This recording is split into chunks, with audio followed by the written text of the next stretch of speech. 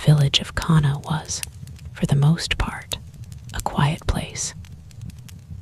It sat nestled in the rolling hills of Galilee, a cluster of stone and plaster houses that seemed to have grown from the earth itself.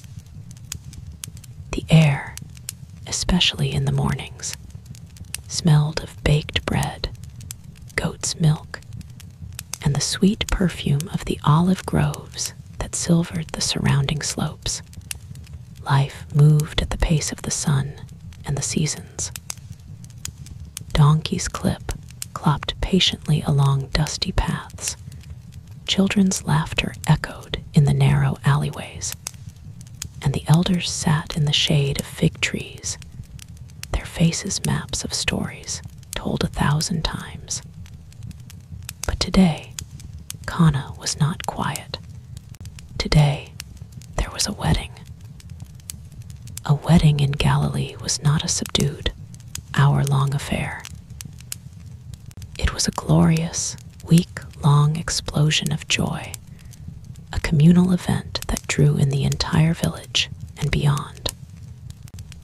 It was a symphony of feasting, dancing, music, and laughter, a loud and beautiful affirmation of life, love, and community, and the wedding of Eliel, son of Joachim, to the lovely Sarah from the neighboring hamlet, was set to be the grandest Cana had seen in a generation. Joachim, the groom's father, stood near the entrance to his family's courtyard, his heart a drum beating a rhythm of pride and anxiety. He was a man whose hands were calloused from a lifetime of working his vineyard, whose face was tanned and lined by the Galilean sun, but whose eyes still held a youthful sparkle, especially today. His finest robe, a deep blue dyed with precious indigo, felt strange and formal on his shoulders, but he wore it with a dignity befitting the host of such a celebration. He surveyed the scene with a swelling chest. The courtyard, normally a functional space for household chores, had been transformed. Garlands of fresh olive branches and vibrant bougainvillea were woven through the wooden lattice of the upper balcony. Colorful rugs, the prized possessions of 12 families, were spread over the packed earth, creating a mosaic of pattern and texture. Long wooden tables, borrowed and assembled for the occasion, groaned under the weight of the initial offerings. Bowls of glistening olives, plates of soft, sharp cheese, baskets overflowing with figs and dates, and flatbread still warm from the clay oven. The air was thick with the scent of roasting lamb and 12 fragrant spices. Musicians, a flutist and a man with a hand drum, were warming up in a corner, their tentative notes a sweet promise of the joyous chaos to come. "It is good, is it not?" a voice said beside him. It was his wife, Hannah, her face flushed with excitement. She fussed with the fall of his robe, a nervous habit he'd known for 40 years. Joachim smiled, placing his large hand over hers. "It is good, my love. Everything is as it should be." But was it? The anxiety in his chest tightened its grip for a moment. A wedding feast was a testament to a family's honor and generosity. To run out of food, or worse, to run out of wine, was more than an embarrassment. It was a public disgrace, a story that would be whispered for decades. He had spent a small fortune on the wine. Casks of the finest red from his own vineyard, the product of a particularly good year, were stored in the cool of the cellar. He had personally supervised their selection, tapping each cask and tasting the contents with the solemnity of a high priest. He had even splurged on a few amphorae of a sweeter, more aromatic vintage from the south, a special treat for the most honored guests. He had calculated the number of guests, estimated their thirst over 7 days of celebration, and then added a generous amount on top for good measure. It should be enough. It had to be enough. He pushed the worry from his mind as the first guests began to arrive, their faces bright with smiles. There were cousins from Sepphoris, old friends from down the road, and neighbors whose children had grown up alongside Alil. Each arrival was a flurry of hugs, blessings, and joyful exclamations.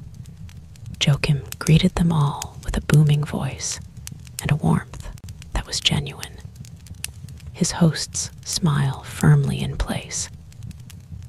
He watched as his son Alil stood beside his new bride, Sarah.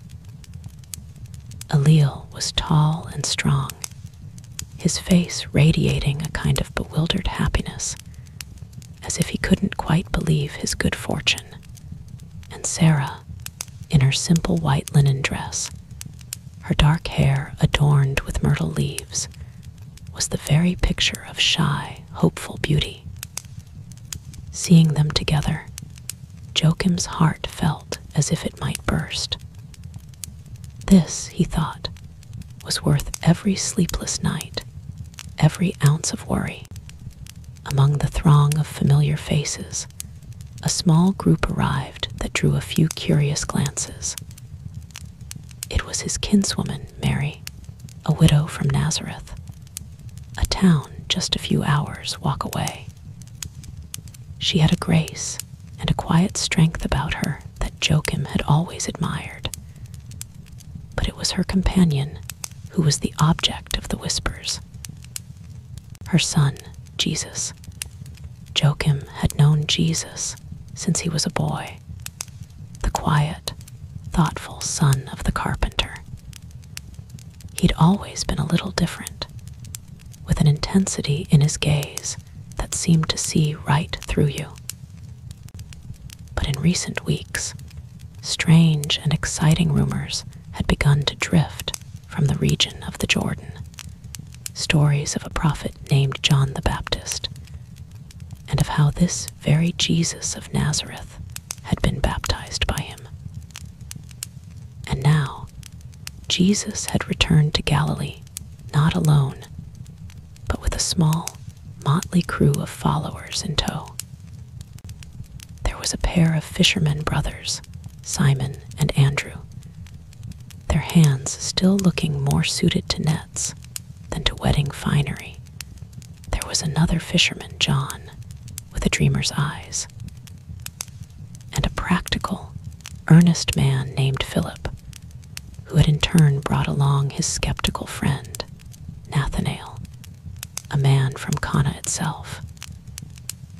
Nathanael, Joachim noted with some amusement, still looked slightly dazed, as if he'd been convinced to come along against his better judgment.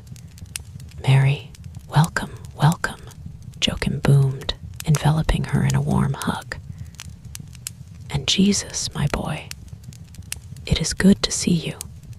It has been too long. Your father, may his memory be a blessing, would be so proud."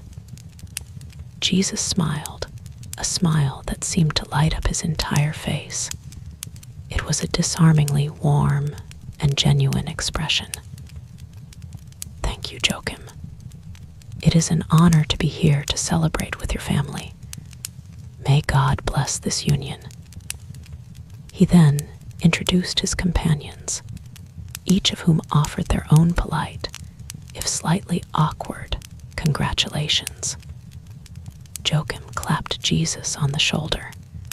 "Any friend of yours is a friend of this house.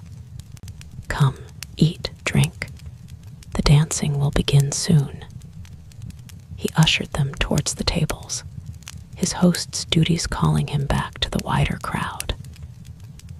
Yet, for a moment, he felt a strange sense of peace in the presence of Mary's son. The faint hum of anxiety in his chest seemed to quieten, just for a moment. It was an odd feeling, one he couldn't quite place, but the demands of the party quickly swept it away. The celebration swelled as the afternoon sun began to dip towards the horizon, painting the sky in shades of orange and violet.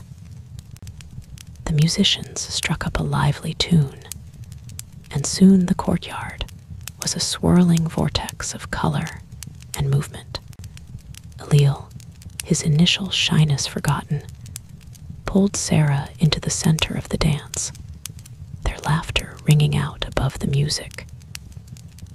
Joachim watched from the side, a cup of his own excellent wine in hand, and allowed himself a deep sigh of satisfaction. Everything was perfect. The lamb was succulent, the company was joyful, and the wine was flowing freely. He exchanged a proud glance with Hannah, who was sitting with a group of women, her eyes sparkling with happy tears. Their son was married. Their family was honored. God was good. The first day passed in a blur of joy. The second day was much the same. By the third day, a comfortable, festive rhythm had been established. Guests would come and go, some returning to their own homes to tend to their animals or fields before rejoining the feast in the evening. The core group, the close family, and honored guests remained. The initial stores of food were replenished with fresh supplies each day. The music rarely stopped, and the wine, the lifeblood of the celebration, continued to be poured. It was late in the afternoon on the third day when Joachim first noticed the troubled expression on the face of Malchus. Malchus was the steward of the feast, a man Joachim had hired for his experience and his unflappable demeanor. He was a professional, a man who could manage a celebration for a Roman governor without breaking a sweat. But now, his face was pale, and his eyes darted about with a nervousness that was entirely out of character. He was trying to catch Joachim's eye without drawing attention to himself. Joachim felt a cold knot form in his stomach. He excused himself from a conversation with his brother and made his way over to the steward, forcing a casual smile onto his face. "Is everything well, Malchus? The roast goat tonight smells magnificent." Malchus leaned in close, his voice a low, panicked whisper. "Joachim, we have a problem, a serious problem." Joachim's smile froze. "What is it? Has one of the guests taken ill?" "Worse," Malchus hissed, his eyes wide with disbelief. "The wine. We are running out." The words hit Joachim like a physical blow. He felt the blood drain from his face. "What? That's impossible. I personally oversaw the inventory. There were casks to last the entire week, and then some."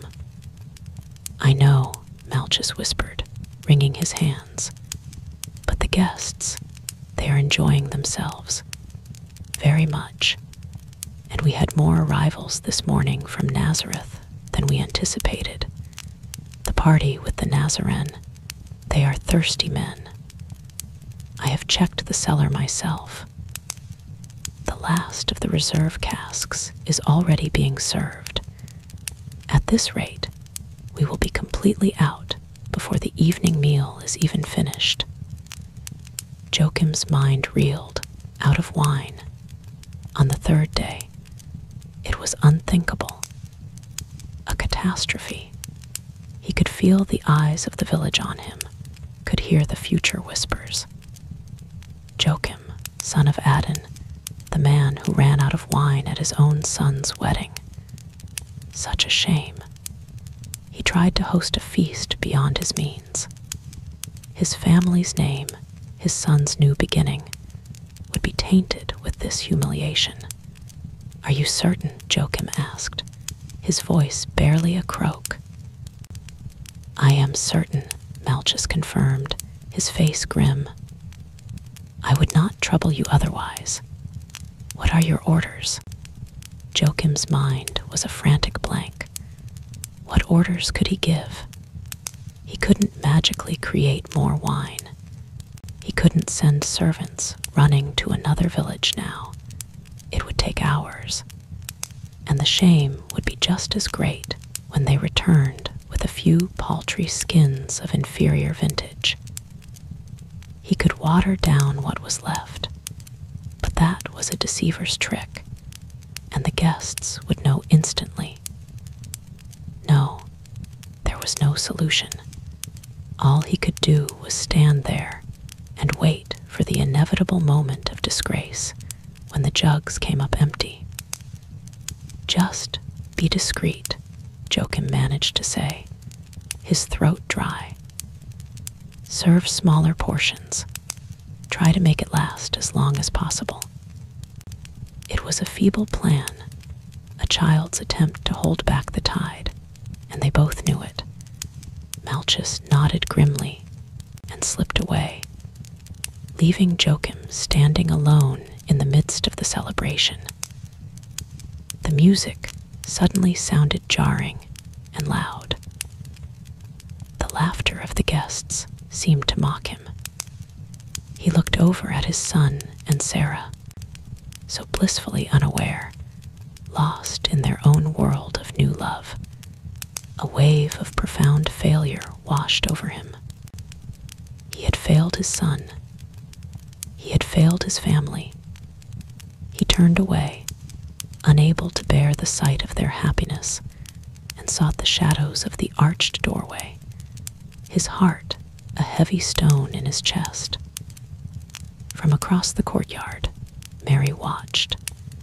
She had a mother's eye for the subtle currents of a room, a woman's intuition for the unspoken troubles that men often tried to hide behind a mask of stoicism.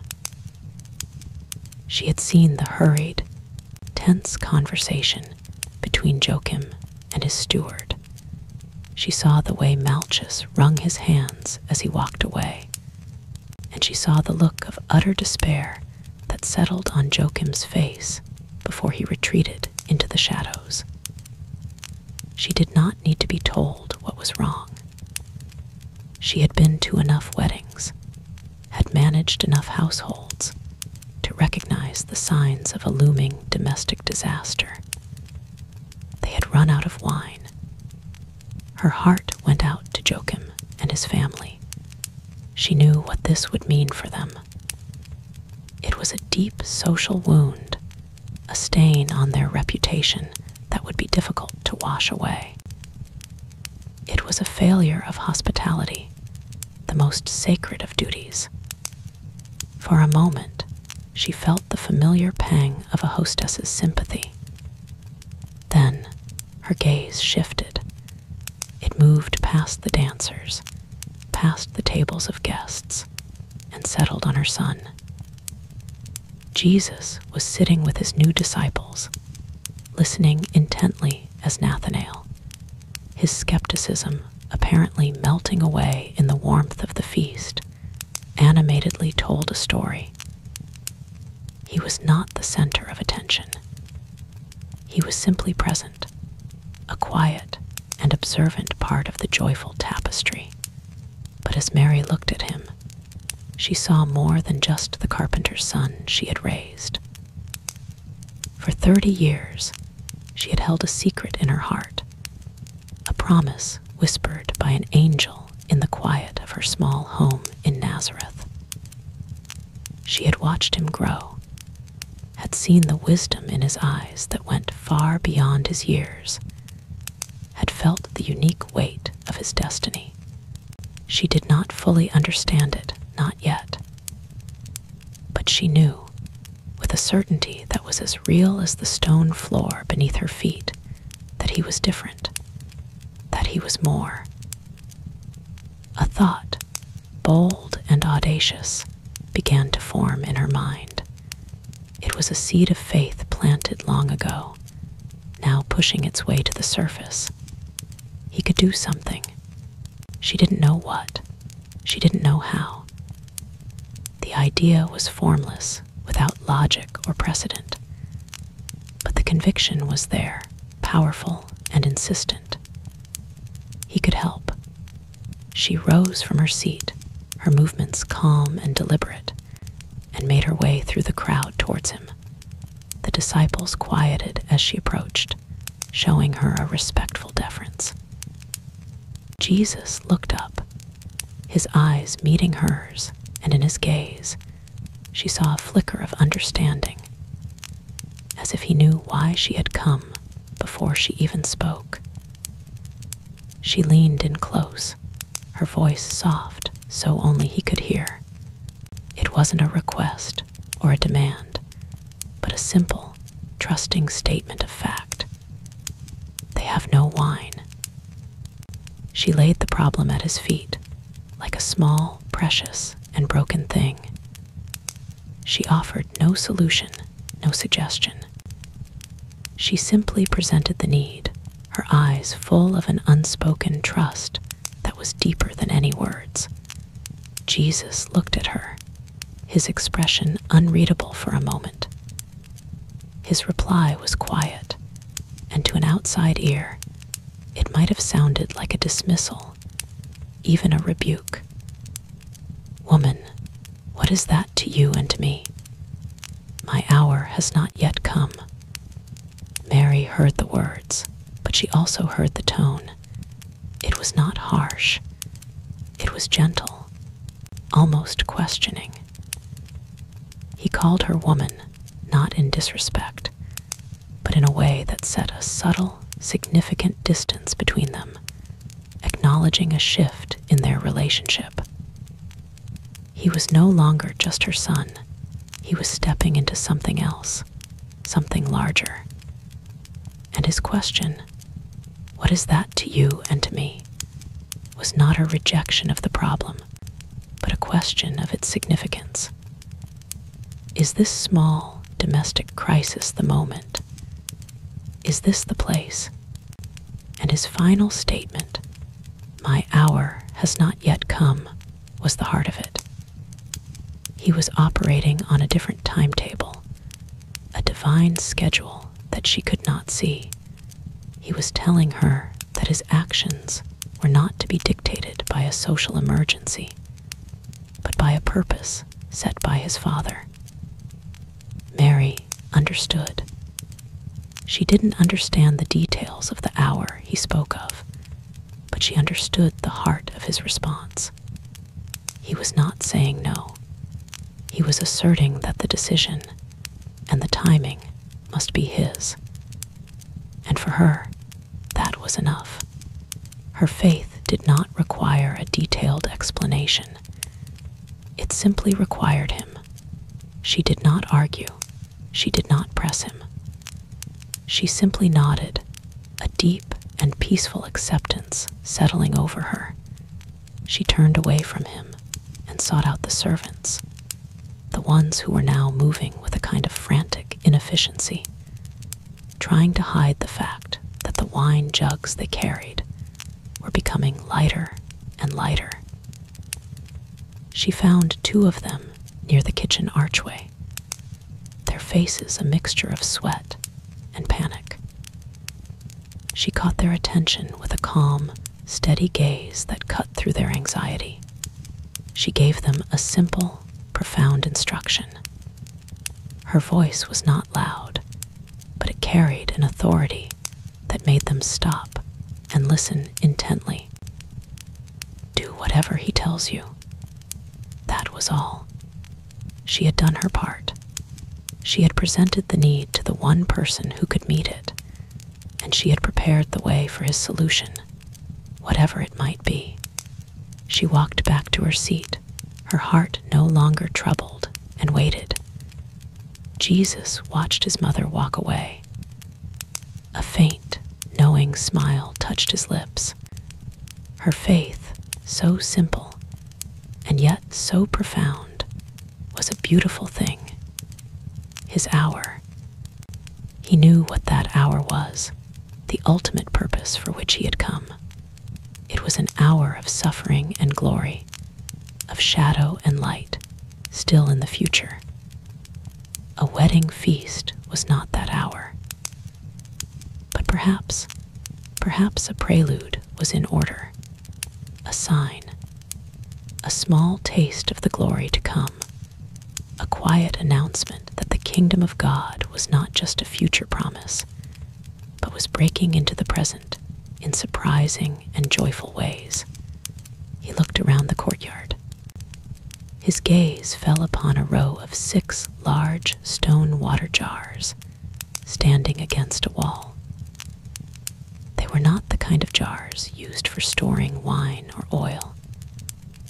They were jars for purification, for the ceremonial washings prescribed by Jewish law.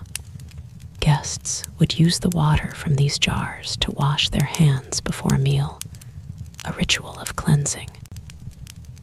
They were objects of religious duty, not of celebration. Each one was enormous, capable of holding 20 or 30 gallons. They were symbols of the old way, of ritual and requirement. And they were empty.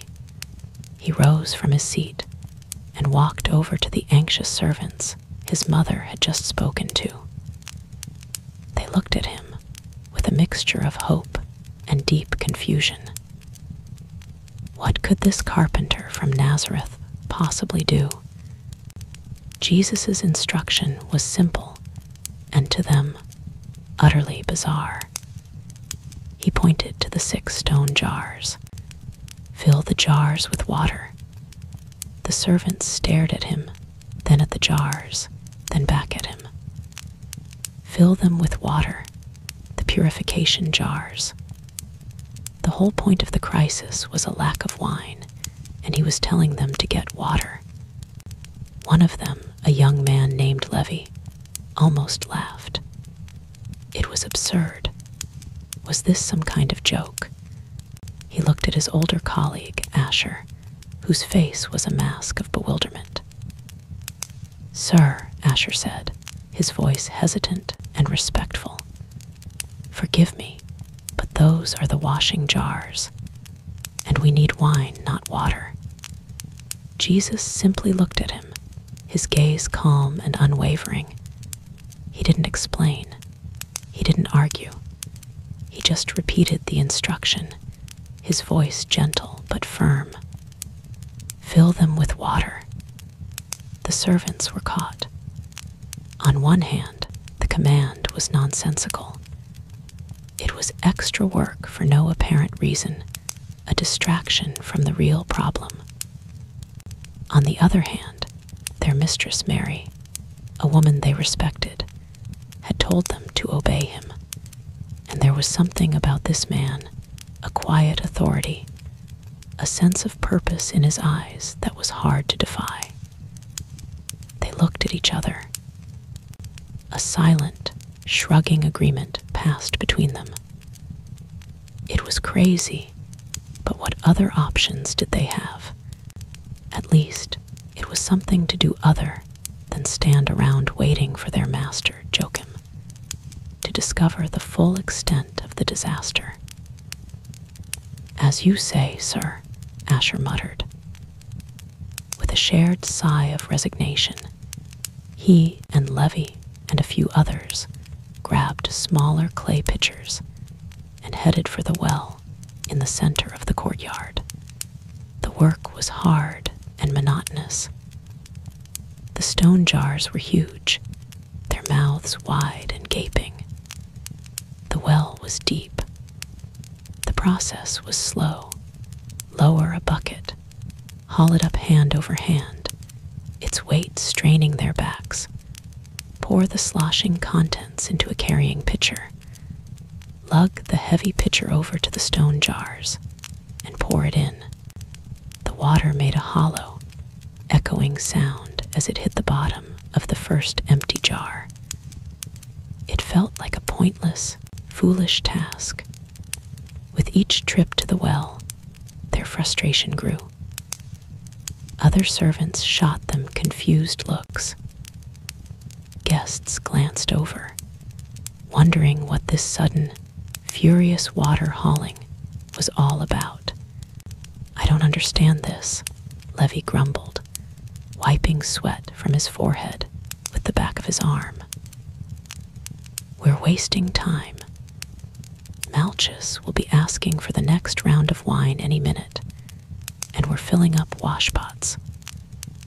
"Mary told us to do what he said," Asher reminded him, though his own voice lacked conviction. "Just keep working." They worked in silence for a time, the rhythmic splash and slosh the only sound. One by one, the giant jars began to fill. It took trip after trip, their muscles burning, their robes soaked with spilled water. They filled the first jar to the brim, then the second, then the third. As they worked, a strange thing began to happen. The very absurdity of the task, combined with the sheer physical effort, seemed to quiet their minds. They stopped questioning and simply worked, their movements becoming mechanical. They were focused on this one strange command: fill the jars with water. Jesus stood nearby, watching them, but not interfering. He was waiting. The disciples watched too, a cluster of confused but intrigued observers. What was the Master doing? This wasn't what they had expected. They had left their nets and their homes to follow a man they believed would proclaim the kingdom of God. They had anticipated powerful sermons, perhaps confrontations with the Pharisees. They had not anticipated a lesson in water carrying at a wedding. Peter, ever impatient, shifted his weight from foot to foot, whispering to his brother Andrew, "What is he up to?" "This is a fine way to make an impression." Andrew, quieter and more thoughtful, just shook his head. "I don't know, but his mother seems to trust him. Let's just watch." Finally, after what felt like an eternity to the servants, the last jar was filled. Levi poured the final pitcher of water in, and it lapped right at the stone rim. All 6 jars, over 150 gallons of water in total, stood shimmering in the torchlight that was now beginning to dot the courtyard as evening fell. The servants stood back, breathing heavily, their work done. They looked at Jesus, waiting for the next, presumably equally baffling, instruction. Jesus walked over to the jars. He didn't touch them. He didn't say a prayer over them or make any grand gesture. He simply looked at them for a moment, then turned back to the servants. His next command was even more terrifying than the first. "Now," he said, his voice as calm as ever, "draw some out and take it to the steward of the feast." A jolt of pure fear went through Levi. Take it to the steward. Take a cup of this well water to Malchus, a man with a famously discerning palate for wine, and present it as if it were a drink for the guests. It was a suicide mission. Malchus would take one sip, realize he was being mocked, and the fury he would unleash would be legendary. Levi would be fired, shamed, possibly even flogged. He looked at Asher, his eyes wide with terror. Asher looked just as pale.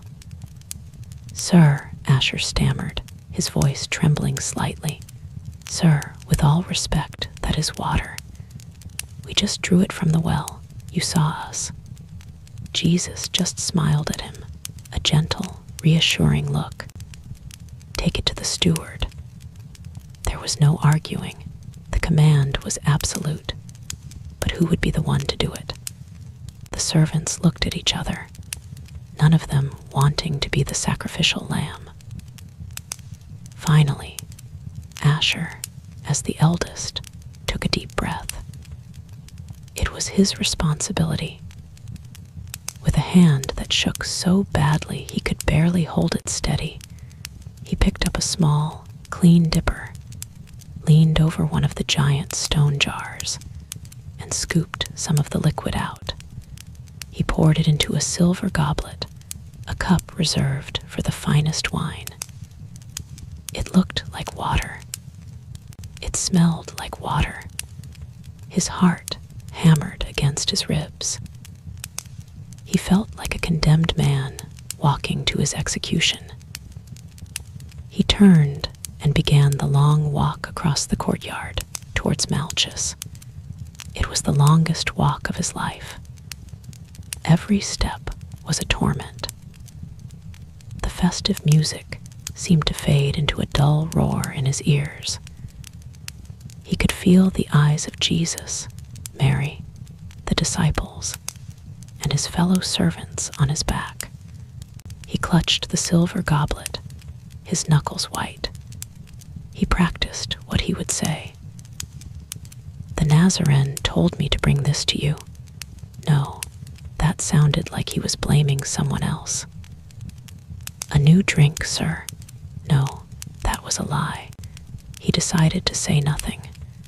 He would just hand it over and pray for a quick end. Malchus was standing near the head table, his face a thunderous mask of stress. He was trying to figure out how to break the news to Joachim that the last of the wine was gone, and that the celebration was, for all intents and purposes, over. He was composing a speech of apology in his head when he saw the servant, Asher, approaching him with a silver cup. Malchus's first reaction was irritation. "What is this?" he snapped, his voice sharp with anxiety. "I am busy, man. Can't you see the jugs are empty? Stop dawdling and help clear the tables." Asher flinched but held out the cup, his hand trembling. He couldn't speak. He just offered the goblet, his eyes pleading. With an exasperated sigh, Malchus snatched the cup from his hand. He was thirsty from the stress, and frankly, he could use a drink, even if it was the last dregs of their rapidly vanishing supply. He raised the cup to his lips, intending to take a quick, dismissive sip before sending Asher away with a flea in his ear. He drank, and the world stopped. The liquid that touched his tongue was not water. It was not the good, but familiar, wine that Joachim had been serving.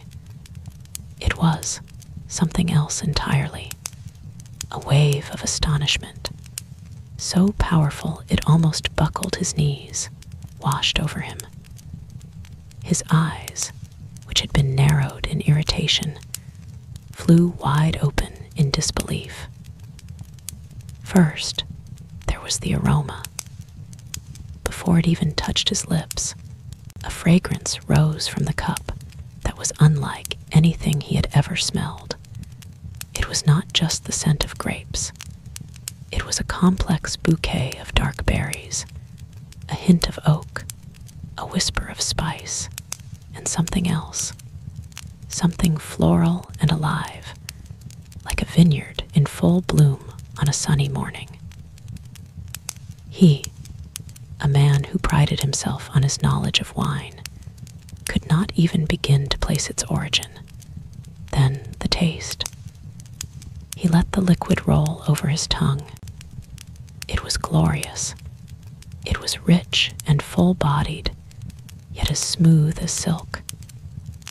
It was perfectly balanced, a harmonious dance of fruit and earth, of sweetness and structure.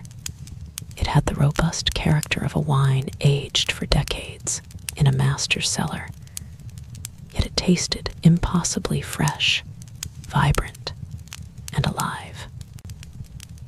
It was a wine that told a story, a wine that felt ancient and brand new at the same time. It was, without any question, the most magnificent wine he had ever tasted in his entire life.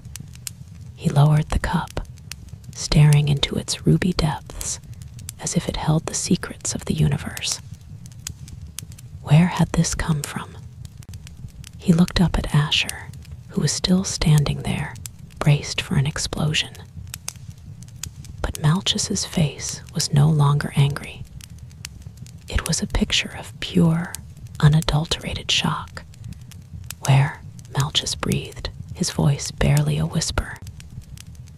Where did you get this? Asher, seeing the look on the steward's face, could only shake his head, his own bewilderment mirroring the steward's. The jars, sir, he stammered. The stone jars. Malchus didn't understand. The stone jars. The washing pots. It made no sense. His mind, struggling to process this impossibility, seized on the only logical explanation it could find. Joachim, the wily old fox. He had been holding this back. He had kept the best wine in reserve, a secret treasure to be brought out now. It was an unconventional strategy, but utterly brilliant. A grin spread across Malchus's face, replacing the shock. His panic forgotten, he was now filled with a professional's admiration for a masterstroke of hosting. He had to congratulate the man. He spun around, leaving Asher standing dumbfounded in the middle of the courtyard, and marched straight towards Joachim, who was still lurking miserably in the shadows of the doorway. Joachim, Malchus boomed, his voice full of newfound cheer. He held up the silver goblet. I must protest. Joachim flinched. This was it. The moment of humiliation had arrived. Malchus was making a public scene. Malchus, please, keep your voice down, he pleaded, his face ashen. But Malchus was not to be shushed. He clapped a hand on Joachim's shoulder, a gesture of camaraderie. I will not keep my voice down. Such genius must be celebrated. You, my friend, have broken all the rules of hospitality, and I have never been more impressed. Joachim stared at him, utterly baffled. What are you talking about? What rules? Malchus laughed, a full, hearty sound. Every host, every single one, serves the good wine first. And then, when the guests have had their fill, and their judgment is less discerning, he said with a wink, they bring out the inferior wine. It is the way things are done. But you magnificent trickster, you have saved the best for last. He pushed the silver cup into Joachim's hand. Taste this. By all the vineyards in Galilee, where did you hide this nectar of the gods? Joachim looked from Malchus's beaming face to the cup in his hand. His mind was a whirlpool of confusion. Saved the best for last. What was he talking about? They were out of wine. He hesitantly raised the cup to his lips and took a sip. The effect on him was just as profound as it had been on Malchus. His eyes widened. He tasted it again, a larger swallow this time. An expression of stunned, joyous disbelief spread across his face. This was not his wine. His wine was good, but this was transcendent. This was the wine a king would serve. This was the wine one might dream of tasting, but never actually encounter. He looked at the cup, then at Malchus, then out at the courtyard, his gaze searching for an explanation. His eyes fell upon the 6 stone jars, and the servants, who were now whispering excitedly amongst themselves, pointing from the jars to the figure of Jesus. And then he saw Mary, who was watching him with a small, serene smile on her face. And finally, his gaze settled on Jesus himself, who met his eyes from across the courtyard with a look of profound and gentle kindness. And in that moment, Joachim understood. He didn't understand how. The very idea was impossible, a fantasy. Water, stone jars. A quiet command. It defied all logic, all experience. But the evidence was in his hand, a taste of heaven on his tongue. The shame and despair that had crushed him only moments before evaporated like mist in the morning sun, replaced by a wave of awe so immense it left him breathless. He didn't say a word. He couldn't. He simply nodded slowly at Jesus, a gesture of silent, overwhelming gratitude and wonder. The party did not stop. In fact, it grew even more joyful. The servants, their fear replaced with a giddy, electric excitement, began to draw from the stone jars, filling pitcher after pitcher with the miraculous wine. A new energy surged through the celebration. The guests, unaware of the crisis that had been averted, simply knew that the wine, which had been good before, was now impossibly, wonderfully excellent. Their laughter grew louder, their dancing more energetic. The musicians played with renewed vigor, as if inspired by the very quality of the drink. Only a small handful of people knew the truth. Mary sat quietly, her heart full. This was the beginning, a sign, not a sign of judgment or power in the way the world understood it, but a sign of grace, of abundance, of joy. He had not healed a leper or given sight to the blind. He had saved a family from shame and turned their celebration from a potential disaster into a triumph. He had taken the plainest thing, water, from vessels of ritual duty and transformed it into the very symbol of life and gladness. The disciples were huddled together, their minds reeling. They had seen it with their own eyes. The water, the jars, the steward's shock. They were fishermen and ordinary men. They understood nets and boats and the price of fish. They did not understand this, but it changed something inside them. The man they had followed out of curiosity and a sense of compelling authority had just revealed a glimpse of something more, a power that operated outside the known laws of the world. Their belief, which had been a fragile seedling, had just put down deep, strong roots. John, the dreamer, would would later write that this was the first of the signs through which Jesus revealed his glory, and his disciples believed in him. As the night wore on, and the stars shone bright and cold over the hills of Galilee, Jesus sat quietly amidst the joyous noise he had created. He watched Leah and Sarah, their faces illuminated by torchlight and love, and he smiled. His hour had not yet come, but he had given them a taste of its promise. He had brought the wine of the kingdom to a village wedding, announcing not with a trumpet, but with a quiet miracle, that God's reign was one of overflowing, unexpected, and glorious joy. The celebration in Cana would last for several more days, fueled by the best wine anyone had ever tasted, a silent testament to the day when God himself had come to a party and made sure the gladness did not run out. The sweet wine of Cana was a beautiful memory, a story told in hushed, wondrous tones among a small circle of disciples and family. But a story like that, a whisper of glory, cannot be contained for long.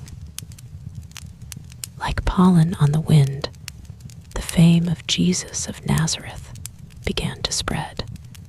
It drifted from the quiet, rolling hills of Cana and settled upon the bustling, noisy shores of the Sea of Galilee. He had left his sleepy hometown of Nazareth and made his new home in Capernaum, a decision that was as strategic as it was symbolic. Capernaum was no quaint, peaceful village.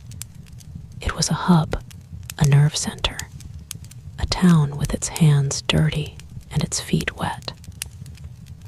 It sat astride the great Via Maris, the way of the sea, the ancient highway that connected Egypt with the empires of the north.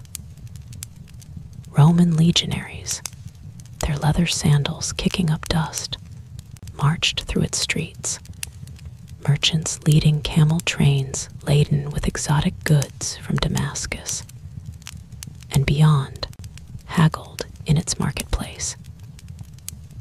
It was a town of fishermen, yes, their nets perpetually drying on the basalt rocks along the shore, their boats bobbing in the harbor. But it was also a town of tax collectors, soldiers, traders, and travelers from every corner of the known world. It was a place of grit and commerce, of loud opinions and clashing cultures, a microcosm of the wider, restless world.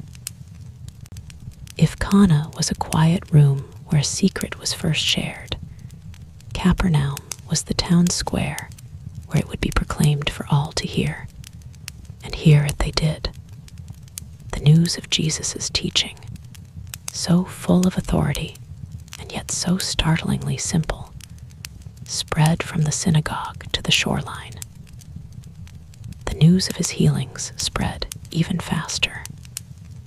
A man with a withered hand made whole. Peter's own mother-in-law, burning with a fever one moment and serving them a meal the next. The sick and the tormented were brought to him as the sun set, and he healed them.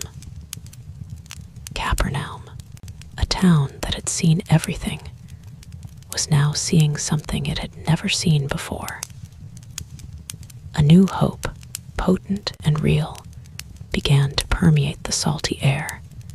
For some, this hope was a distant, interesting rumor. For others, it was the last, desperate chance they had. In a small, dark room in a poorer quarter of Capernaum, hope was a commodity in painfully short supply. Here lived a young man named Levi, or rather, here he existed. Life, in the way his friends lived it, had been taken from him 3 years ago. been a stonemason's apprentice, strong and full of youthful pride. His days spent wrestling blocks of the dark basalt stone that gave the region its character. He could feel the sun on his back, the satisfying ache in his muscles at the end of the day, the rough texture of the stone under his hands. Then came the fall. A misplaced foot on a scaffold, a moment of imbalance, a sickening crack as he hit the ground. And then nothing. Not pain, at least not at first, just a terrifying, hollow emptiness in the lower half of his body.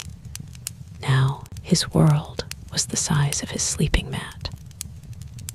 It was his bed, his chair, his prison.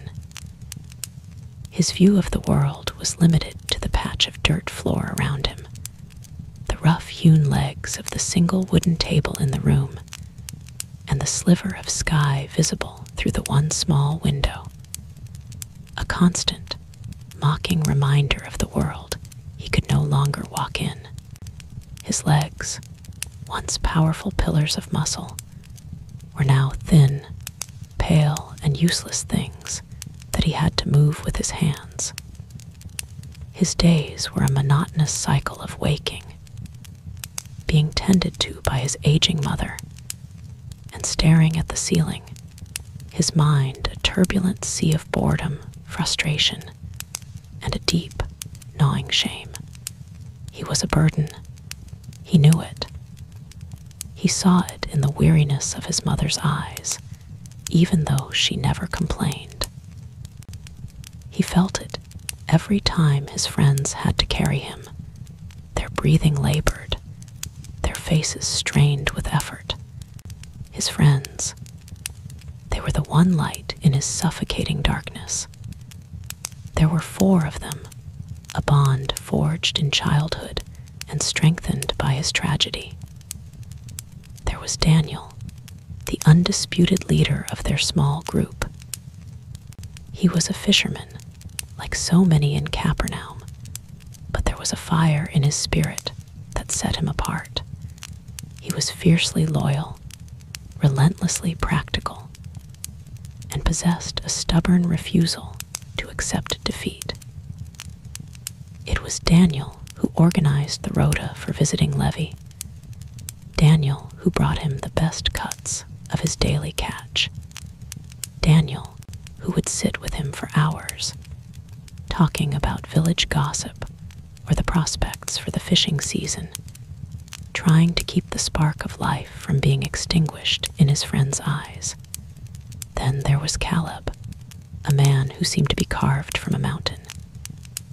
He was huge, with arms as thick as mooring ropes and hands that could mend a net or haul a boat with equal ease.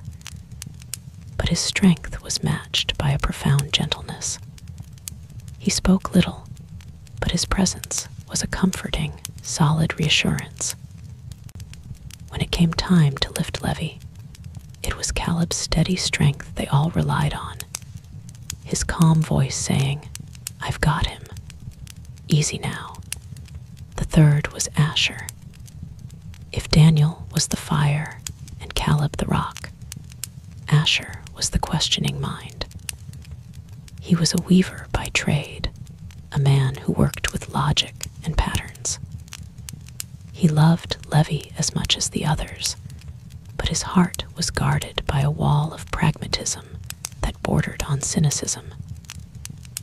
He had seen too many so-called holy men, too many peddlers of false hope preying on the desperate. He was suspicious of crowds, of emotional fervor, and of anything that sounded too good to be true. His loyalty to Levi was expressed not in grand plans, but in quiet, consistent care, mending his clothes, or bringing him a small water skin of cooled wine. And finally, there was Joel, the youngest of the group, barely a man. He was full of the boundless energy and uncomplicated faith of youth. His eyes were wide with wonder at the world, and he was the one who brought the most outlandish stories and rumors to Levi's bedside, his voice full of excitement. He was quick, agile, and his spirit was a necessary leaven to Asher's skepticism and Levi's despair. It was Joel who first brought the name of Jesus into the small, dark room with any real force. "You should have seen it, Levi," he'd said, his face flushed after a run from the harbor. "Old man Elkanah, the one with the hand all twisted up like a claw. I saw him today, at the synagogue. Jesus was there, and he just spoke to him.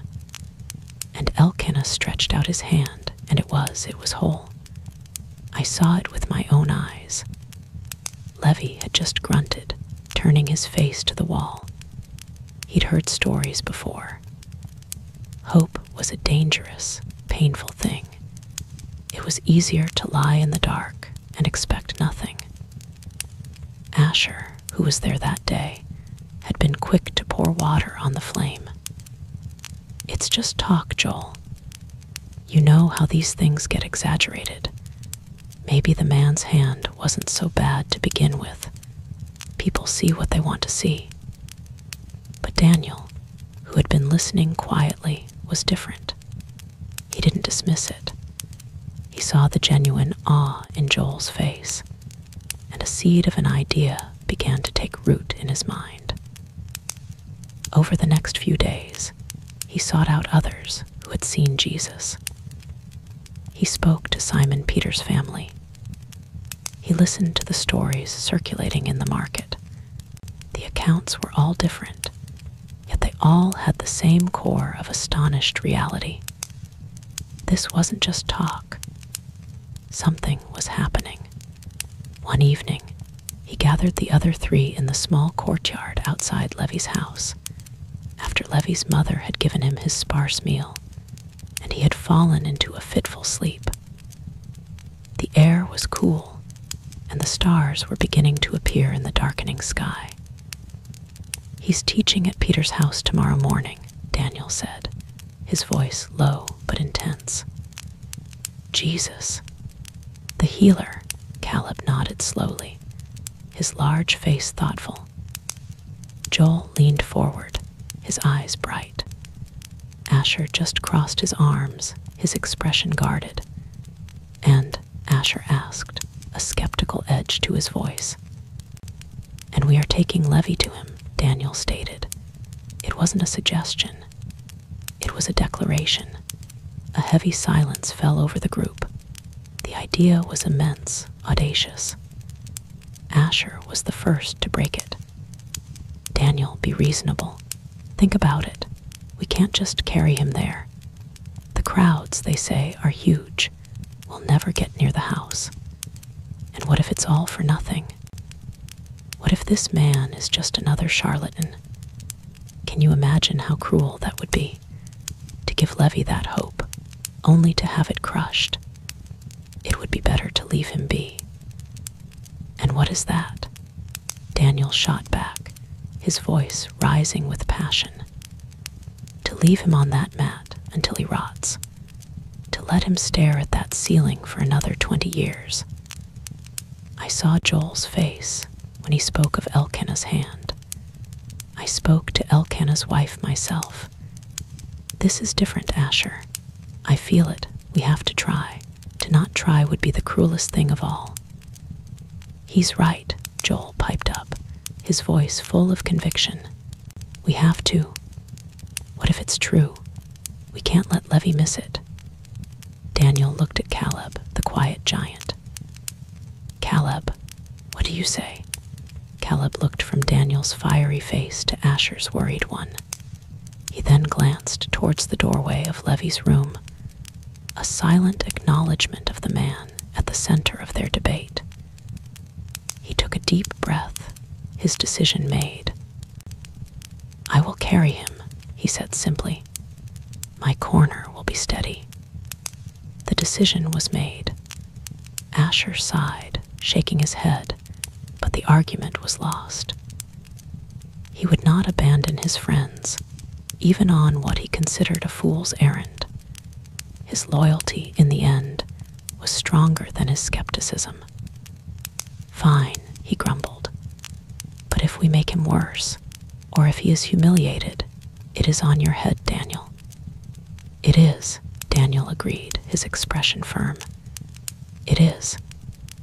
The next morning, they broached the subject with Levi. They entered his room as the first light was filtering through the small window. Levi was awake, his eyes holding their usual flat, resigned expression. "Levi," Daniel began, kneeling beside the mat, "we have a plan." He laid it all out, the stories, the healer from Nazareth, their decision to take him to the house where he was teaching. As he spoke, a flicker of something long dormant appeared in Levi's eyes. It was a terrifying mixture of emotions, a spark of wild, irrational hope warring with the heavy, familiar certainty of disappointment. "No," Levi said, his voice a dry rasp. "Don't, please. I can't bear the looks, the pity. Everyone's staring." And then, for nothing, his voice broke. The thought of being carried through the streets, the object of 1,000 curious or pitying eyes, only to be turned away at the door, was a torment almost worse than the paralysis itself. "We will be with you," Caleb said, his deep voice a comforting rumble. "No one will trouble you." "And we won't be turned away," Daniel insisted, his conviction a palpable force in the small room. "I promise you, Levi, we will get you to him." Levi looked from face to face. He saw the fiery determination in Daniel's eyes, the quiet strength in Caleb's, the youthful eagerness in Joel's, and even in Asher's reluctant, worried face, he saw a deep well of friendship. They would do this for him. They would endure the struggle, the stares, the potential shame, all for the slimmest of chances that he might be healed. The weight of their love, of their friendship, was overwhelming. How could he deny them this when they were willing to do it for him? A single tear traced a path through the dust on his cheek. He gave a small, almost imperceptible nod. The preparation was a familiar, painful ritual. They gently washed him and dressed him in his cleanest tunic. Then came the lifting. Caleb and Daniel took their positions at his shoulders, Asher and Joel at his feet. With a coordinated grunt of effort, they lifted him, mat and all. For a moment, Levi's world tilted crazily, the ceiling swinging away, the floor rushing up. Then he was settled on their shoulders, the familiar sway of his friends' steps beginning as they moved out of the room and into the bright morning sunlight. The journey through the streets of Capernaum was every bit as difficult as Asher had predicted, and Levi had feared. The town was already alive with activity. Merchants were setting up their stalls, shouting to each other over the heads of the crowd. Women were returning from the well, their water pots balanced expertly on their heads. Children darted through the alleyways, chasing stray dogs. And everywhere, there were people. As the 5 friends, 4 walking, 1 carried, made their way through the throng, they became a spectacle. Heads turned, conversations stopped, people pointed. Levi kept his eyes fixed on the underside of his mat. The rough, woven palm fibers just inches from his face, trying to disappear, to become nothing more than a parcel being carried to its destination. But he could feel the stares. He could hear the whispers. "Look, it's Joab's boy, the one who fell. Poor soul, where are they taking him?" "To the Nazarene, I'd wager. Everyone is going there. A fool's errand. Let the boy rest in peace." Each whispered word was a small stone striking his heart. Asher's face was a tight knot of resentment at the gawkers.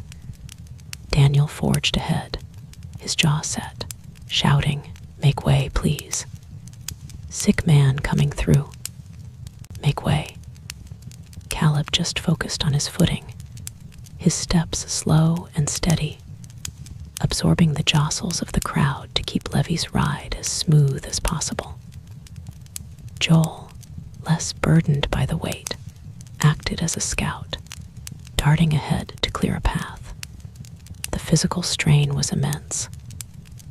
Levi was not a child. He was a grown man, and even with his withered limbs, he was a heavy, awkward burden. The friends' arms ached, and sweat beaded on their foreheads. They had to stop twice to rest, setting Levi down gently in a shaded alcove, their chests heaving. During these stops, Asher's doubt resurfaced. "This is madness, Daniel," he panted, wiping his brow. "Look at this crowd. We are miles from the house, and we can barely move. How do you expect to get inside?" "We will find a way," Daniel insisted, his breathing heavy but his resolve unshaken. "We did not carry him this far to stop now." He looked at Levi, whose eyes were closed, his face pale with humiliation and exhaustion. A fresh surge of determination went through Daniel. He would not fail him. They pressed on, and as they drew closer to the part of town where Simon Peter lived, the crowd grew denser, thicker, until it was no longer a flowing river of people, but a stagnant, impassable sea. The noise was a dull roar of 100 conversations. They had arrived. The house was just ahead, but it might as well have been on the other side of the Galilee. It was completely besieged. People were packed into the courtyard, spilling out into the street. They clogged the doorway, craning their necks to hear. They stood on benches and leaned out of the windows of neighboring houses, all straining to catch a glimpse of the man inside. The four friends came to a dead stop at the edge of the human wall. Their hope, which had carried them this far, finally crashed against the hard reality of the situation. It was impossible. There was no way through. Despair, cold and bitter, settled over them. Joel tried to squeeze through a gap, only to be shoved back by a large, impatient man. "No room. Go away," the man barked. Daniel tried to reason with people. "Please, our friend is paralyzed. We need to get him to Jesus." He was met with shrugs, dismissive waves, or outright scorn. "We are all here to see him." Someone shouted back, "Wait your turn like the rest of us." Levi heard this. Wait his turn, as if he could. He felt a wave of black despair so profound it was almost a relief. It was over. He had known it was a mistake. Now they could just go home. He could return to the familiar darkness of his room, and this painful, foolish hope could finally be put to death. "It's no use," Asher said, his voice flat with a grim sense of vindication. "I told you, Daniel. It was a fool's errand. Let's take him home." For the first time, Daniel's shoulders slumped. He looked at the impenetrable mass of people, at the exhausted faces of his friends, at the closed-off expression on Levi's face. Asher was right. They had failed. The fire in his eyes dimmed, replaced by the gray ash of defeat. They stood in silence for a long moment, the four of them a small island of misery in the bustling street. They had come so far. They were so close. The healer was just feet away, but a wall of human flesh stood between them. It was Joel, his youthful spirit refusing to be entirely extinguished, who broke the silence. He wasn't looking at the crowd. He was looking up. His eyes scanned the front of the house, moving past the packed windows to the flat roofline.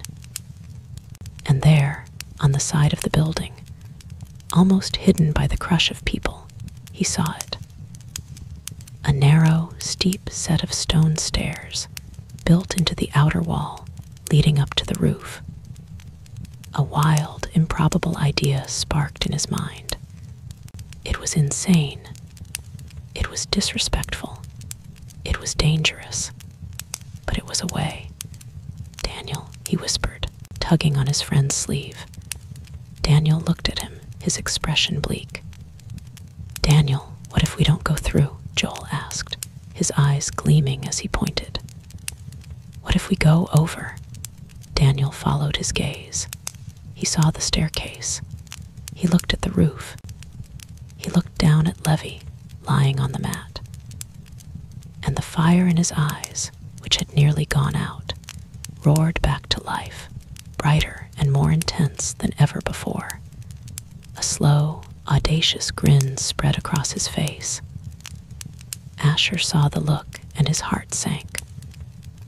"Oh no," he breathed. "Daniel, don't even think it. You cannot be serious. The roof. We'll be arrested. We'll be stoned." "They won't let us in the door, Asher," Daniel retorted, his voice alive with renewed purpose. "So we will make our own door. Caleb, can we get him up there?" Caleb looked at the narrow, steep stairs. It would be treacherous.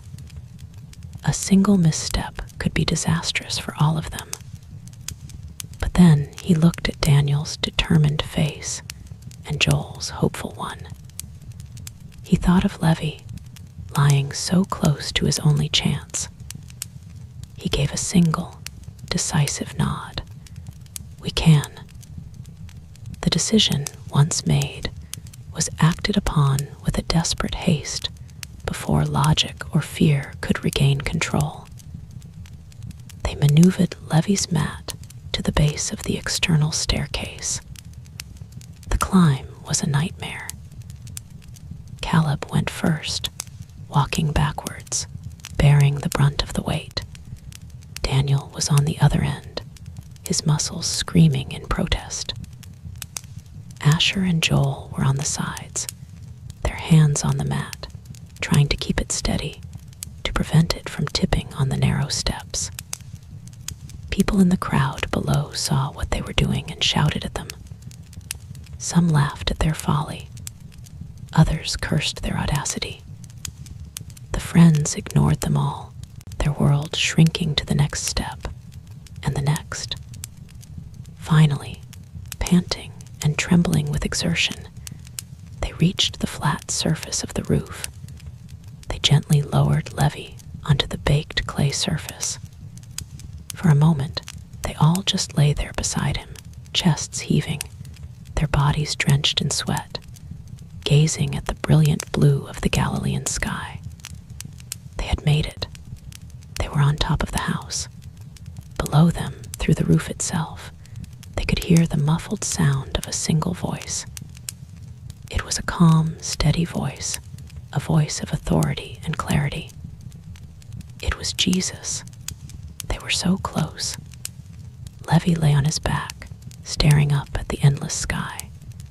The sounds of the street were distant now, replaced by the pounding of his own heart and the sound of that voice from below. He felt a strange sense of peace. Whatever happened now, he would never forget the faces of his four friends, strained with effort, silhouetted against the sky as they hauled him towards this last, crazy hope.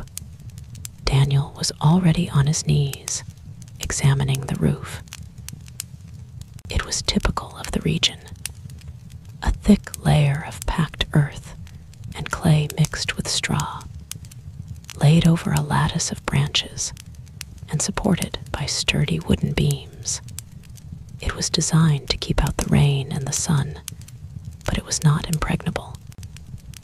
"Give me your knife, Asher," Daniel said, his voice grimly determined. Asher stared at him, horrified. "My knife? What for?" "Daniel, we can't. This is Peter's house. We can't just dig a hole in his roof." "It's the only way," Daniel insisted, holding out his hand. "We didn't carry him all this way and up that suicidal staircase to listen to a muffled sermon through the floor. We came to put him at Jesus' feet. Now, give me the knife." Reluctantly, Asher handed it over. With the small blade, and using their bare hands, they began to dig. The work was messy and frantic. The baked clay was hard, but they clawed at it, scraped at it, breaking it up into chunks. Dust flew everywhere, covering them in a fine brown powder. They worked with a single-minded intensity, their earlier exhaustion forgotten in this final, desperate act. Inside the house, Jesus was teaching. The room was packed, hot, and stuffy. Scribes and Pharisees, their robes immaculate, sat in the places of honor, their faces stern and watchful. They had come from Jerusalem and from all over Galilee to observe this new rabbi, to listen for any hint of heresy in his words. The common people were pressed against the walls, their faces rapt, drinking in his teaching. It was not like the dry, legalistic lectures of the scribes. He spoke of God as a loving Father, of the kingdom as a present reality. He spoke with a power that resonated deep in their souls. Then, a strange thing happened. A small shower of dust and dried grass fell from the ceiling, directly over Jesus' head. A few people looked up, annoyed at the interruption. Then more debris fell, a small cascade of dirt. A murmur went through the crowd. People started shuffling back, looking up at the ceiling in alarm. The scribes frowned, their discourse interrupted. Then a sliver of bright sunlight cut through the dimness of the room. The hole grew larger. A chunk of clay fell to the floor with a thud. The crowd gasped. People were pointing, shouting. What was happening? Was the roof collapsing? A face appeared in the hole. Then another, and another. 4 faces, caked in dirt and sweat, peered down into the room. Then, to the utter astonishment of everyone present, a mat was carefully lowered through the opening, held by ropes at its 4 corners. On the mat lay a man, his eyes wide with a mixture of terror and hope, his useless limbs arranged awkwardly. Down, down he came, swaying gently, until his mat came to rest on the dusty floor, directly in front of Jesus, right in the space that the falling debris had cleared. A stunned, absolute silence fell over the room. The teaching stopped. The whispering stopped. Everyone stared, first at the paralyzed man on the floor, then up at the 4 triumphant, anxious faces framed by the ragged hole in the ceiling, and finally at Jesus. How would he react? The interruption was shocking, the destruction of property appalling. The Pharisees looked on with cold disapproval, scandalized by this flagrant disrespect for order and property. They expected Jesus to be angry, to rebuke these audacious men for their disruptive stunt. But Jesus was not looking at the hole in the roof. He was not looking at the disapproving faces of the scribes. He was looking at the four men peering down from above, at their grime-streaked faces, their heaving chests, and the fierce, unwavering hope in their eyes. He looked at their faith, a faith so powerful and so desperate that it had refused to take no for an answer, a faith that had climbed stairs and torn through a roof to get to him. Then he lowered his gaze to the man on the mat, who was looking up at him with an expression of complete and utter surrender. A gentle smile touched Jesus' lips.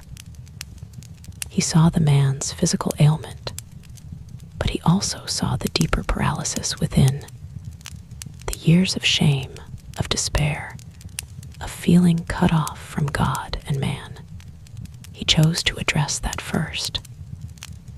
Leaning down slightly, he spoke to the man, his voice full of a tender authority that filled the silent room. "Son," he said, the word itself a balm of acceptance and love. "Your sins are forgiven." The words hung in the air, completely unexpected. Of all the things the people in the room thought he might say, this was not one of them. The four friends on the roof exchanged confused glances. Forgiveness. That was good, of course. But what about Levi's legs? That's why they had gone to all this trouble. Levi himself was stunned. His sins. He had spent years cataloging his misfortunes, not his sins. But as he heard the words, a strange, forgotten weight he hadn't even realized he was carrying seemed to lift from his soul. The shame, the bitterness, the resentment against God for his fate. Was that what he meant?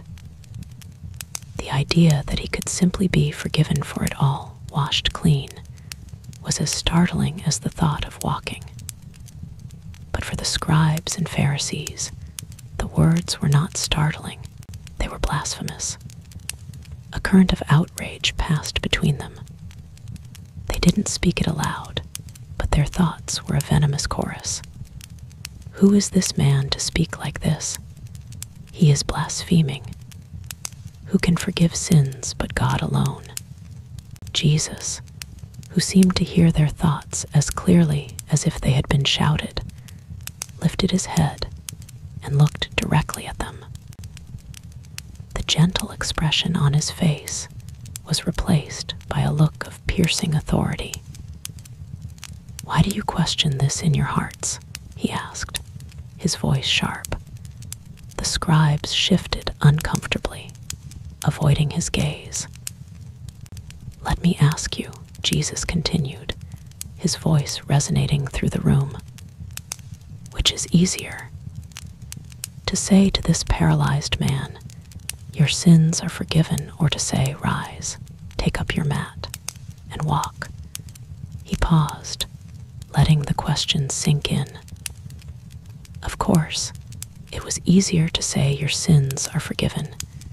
It was a spiritual claim, an invisible transaction that required no proof. Anyone could say it.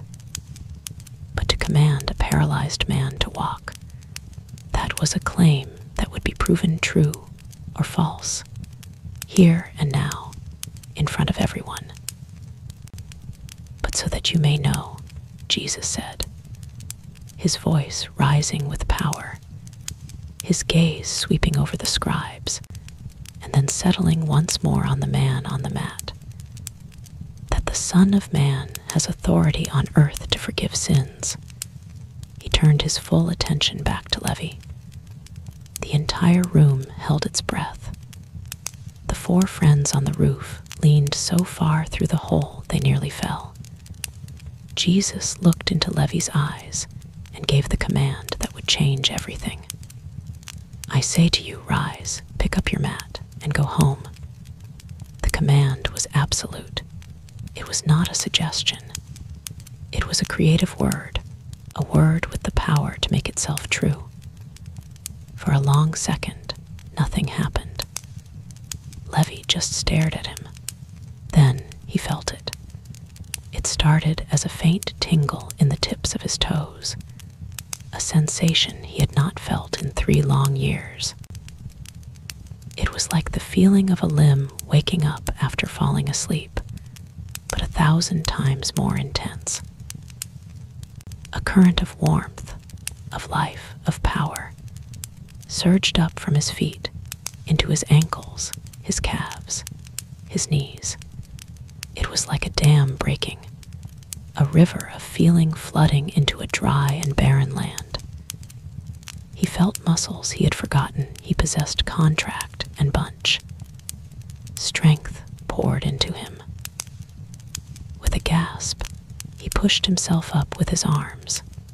He moved his legs. They responded.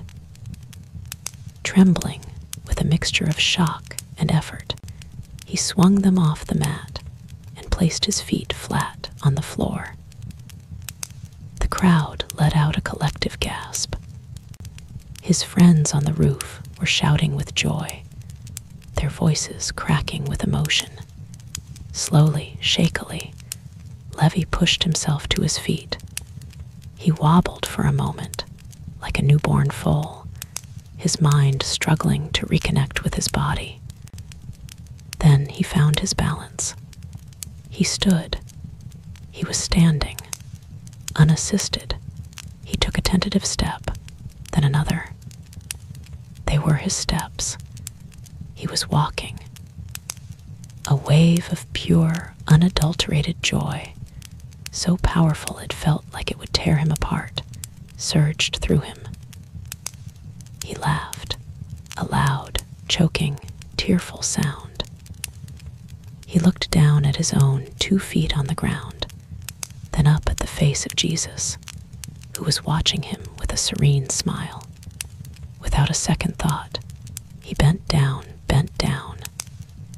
an action that had been impossible for years. And with his newly strengthened arms, he easily picked up the mat, the symbol of his imprisonment. He rolled it up and tucked it under his arm. The crowd erupted. The stunned silence was shattered by a tidal wave of sound, shouts of amazement, cries of praise to God, people weeping with joy. The scribes sat frozen in their seats, their faces pale with a mixture of awe and fury. Their arguments and accusations turned to dust in the face of this undeniable reality. Levi turned and pushed his way through the ecstatic, clamoring crowd. They parted for him, people reaching out to touch him, to see if he was real. He barely noticed. His eyes were on the doorway, on the sunlight streaming in. He walked out of the house and into the courtyard, where his friends were now scrambling down the stone staircase, their faces alight with a joy that mirrored his own.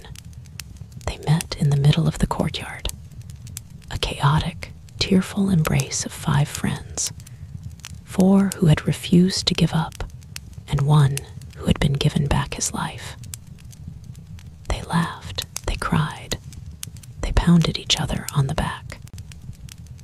Asher, the skeptic, was weeping as openly as Joel, his cynicism washed away forever. They began the walk home, but this time it was different. 5 men walked together. No one was being carried.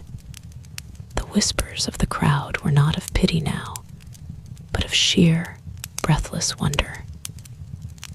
Levi, the man who had left his house that morning a prisoner on a mat, was now walking in its midst, carrying the very mat that had once carried him. The long, shameful journey had been transformed into a victory parade. They walked home, their hearts overflowing into the light of a new day, forever changed by a faith that was strong enough to tear through a roof and touch the heart of God. The story of the man who walked home carrying his bed spread through Capernaum and the surrounding towns like a fever. It was a story too good, too dramatic to be contained. The four friends, now local heroes, were compelled to tell it again and again, their voices still thick with the awe of what they had witnessed. And with every telling, the fame of Jesus of Nazareth grew, and the crowds swelled from a curious river into a relentless, suffocating tide. Before, people had come to him with hope. Now, they came with a frantic, desperate demand. They no longer waited for him to come to the synagogue or to walk by the shore. They sought him out, pressing in on him from all sides. If he tried to rest in Peter's house, they would surround it, their faces a sea of pleading and pain, their hands reaching, their voices a constant chorus of need. Teacher, my son is blind. Rabbi, my daughter is wasting away. Heal me, touch me, just a word. There was no peace. There was no quiet. For Jesus and his small band of disciples, life became a constant, moving siege. They would wake before dawn to try and find a quiet place to pray, only to have the crowds find them before the sun had fully risen. Their meals were interrupted, their conversations drowned out.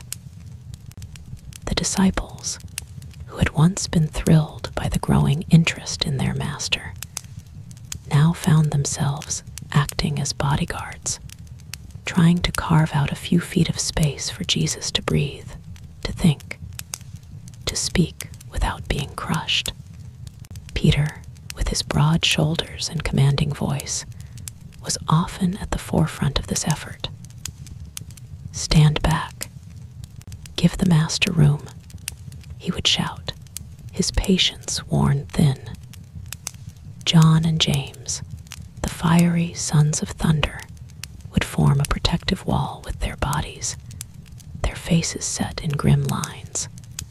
Andrew tried a gentler approach, reasoning with the crowd, while Matthew, the former tax collector, used his experience with managing unruly petitioners to try and create some semblance of order, a task that was utterly hopeless.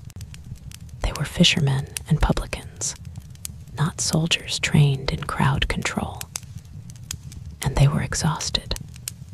The constant pressure was draining them, body and soul. One evening, after a particularly grueling day, Jesus stood on the shore of the Sea of Galilee as the sun began its slow descent. The great crowds were still there, a mass of humanity stretching along the beach, their shadows long in the golden light. He had been teaching and healing for hours, his voice growing hoarse, yet still they came more and more, drawn by the stories that now seemed to possess a life of their own. He looked out over the water. The Sea of Galilee, or the Kinneret, as they called it, for its harp-like shape, was their home. For Peter, Andrew, James, and John, it was their life's blood, the source of their livelihood, the landscape of their childhoods. They knew its every mood, its every secret. They knew the way the light played on its surface at dawn, the best places to cast their nets when the silver sliver of the moon was high, the way the shoreline curved into familiar coves and harbors. Tonight, the lake was a picture of perfect serenity. The water was a sheet of molten gold and copper, mirroring the spectacular colors of the sunset. A gentle breeze, smelling of water and fish, and the distant scent of oleander, ruffled its surface. On the far side of the lake, perhaps 7 or 8 miles away, the hills of the Decapolis, a wilder, more pagan land, were turning a deep shade of purple. The scene was one of profound peace, a stark and mocking contrast to the chaotic press of humanity behind him. Jesus turned to his weary disciples. He saw the fatigue etched on their faces, the strain in their eyes. They could not continue like this. He could not continue like this. He needed to be alone with them to teach them, to explain the things they did not yet understand, away from the endless, clamoring need. His decision was swift. His voice, though tired, cut through the din. "Let us go over to the other side." The words were a lifeline thrown to drowning men. The other side. The very idea was a relief. To leave the crowds behind, to feel the open water beneath them, to find a few hours of quiet. A wave of gratitude washed over the disciples. Peter sprang into action, his weariness momentarily forgotten. "Right, Master. My boat is ready," he called out, his voice full of its old, confident energy. "James, John, help me with the sail." Andrew cast off the lines. They scrambled to obey, their movements quick and efficient. This was their element. They were no longer beleaguered crowd managers. They were sailors, masters of their vessel. They pushed the sturdy fishing boat, its timbers worn smooth by years of work, away from the shore and into the cool water. A few other small boats, seeing them depart, decided to follow, their occupants hoping for more teaching on the water. The crowd on the shore groaned in disappointment as they saw Jesus being rowed away, but there was nothing they could do. The boat moved out onto the lake, the sound of the throng fading behind them, replaced by the gentle creak of the rudder and the rhythmic splash of the oars. A collective sigh of relief went through the disciples. The evening was beautiful. The last vestiges of the sunset painted the western sky in streaks of pink and orange, while in the east, the first stars were beginning to prick the velvety darkness.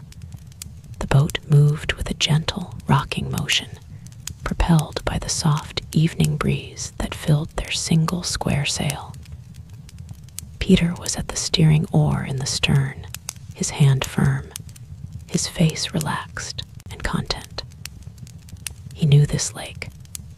A crossing on a night like this was a simple pleasure. The other disciples settled in, their exhaustion finally catching up with them. Matthew, the tax collector, still felt a slight uneasiness on the water. Unlike his companions, he had not grown up in a boat. He preferred solid ground under his feet. But even he had to admit the beauty and peace of the scene. He watched the familiar lights of Capernaum shrink in the distance and felt the tension in his shoulders begin to ease. Jesus was the most exhausted of all. The constant output of spiritual and emotional energy had left him drained. He had given and given all day, and his human body craved rest. He made his way to the stern, where the boat was widest. raised wooden seat reserved for the steersman was a leather cushion stuffed with wool, a small comfort for the long hours spent at the rudder. Peter gladly made room for him. Jesus lay down, using the cushion as a pillow, and within moments, lulled by the gentle rocking of the boat and his own profound weariness, he fell into a deep, untroubled sleep. The disciples watched him, a sense of protective affection swelling in their hearts. He trusted them. In his exhaustion, he had placed himself entirely in their hands, the hands of fishermen, to carry him safely across the water. Peter, steering with one hand, felt a surge of pride. He would see his master safely to the other shore. He was the best fisherman on this lake. No harm would come to them on his watch. For an hour or so, the journey continued in this idyllic state. The disciples spoke in low voices, not wanting to wake Jesus. They talked about the day, about the astonishing healings, about the frustration of the crowds. They felt a sense of camaraderie, a special intimacy, being alone with their teacher out on the vast, quiet water under the immensity of the starry sky. It was Andrew who noticed it first. He had a quieter, more observant nature than his brother Peter. While the others were talking, he was watching the sky, his fisherman's senses always attuned to the weather. He noticed that the stars in the west were disappearing, blotted out by a strange, dark bank of clouds that seemed to be boiling up over the hills of Galilee. And the wind, the gentle breeze that had been pushing them along, had died. Completely, the sail, which had been a full, pregnant belly, suddenly went slack, flapping uselessly against the mast. An unnatural stillness descended upon the lake. The water became like black glass, its surface eerily smooth. "Peter," Andrew said, his voice quiet but laced with a new tension, "look to the west." Peter glanced over his shoulder. He saw the clouds and the dead calm. He frowned. He knew what this meant. The Sea of Galilee was notorious for its sudden, violent storms. It sat low in the Jordan Rift Valley, nearly 700 feet below sea level, surrounded by steep hills. Cool air from the Mediterranean could be funneled down through the western valleys, or cold winds from the Golan Heights to the east could plummet downwards, hitting the warm, humid air over the lake with explosive force. These storms, known as Katabasi's winds, could turn the lake from a placid pond into a raging cauldron in a matter of minutes. "It's nothing," Peter said, though his voice lacked its earlier confidence. He was trying to reassure himself as much as his brother. "Just a squall. It will pass. John, James, get the oars in the water. We'll row through it." But it was not just a squall. The first gust of wind hit them like a physical blow. It came with a low, mournful howl, seemingly out of nowhere, whipping the surface of the lake into an instant froth of whitecaps. The boat lurched violently, tossing the unprepared disciples against the gunwales. The slack sail was seized by the wind and cracked like a whip with a sound like thunder. "Get the sail down," Peter roared, his voice nearly lost in the rising shriek of the wind. Now, James and John, the sons of thunder, scrambled to obey, their youthful energy turning into frantic action. They wrestled with the heavy sailcloth, which was now possessed by a malevolent life of its own, threatening to tear the mast from the boat. They fought it, their knuckles scraping against the rough ropes, the wind trying to rip it from their grasp. Finally, they managed to haul it down and secure it, their chests heaving. The brief calm was gone, replaced by a terrifying chaos.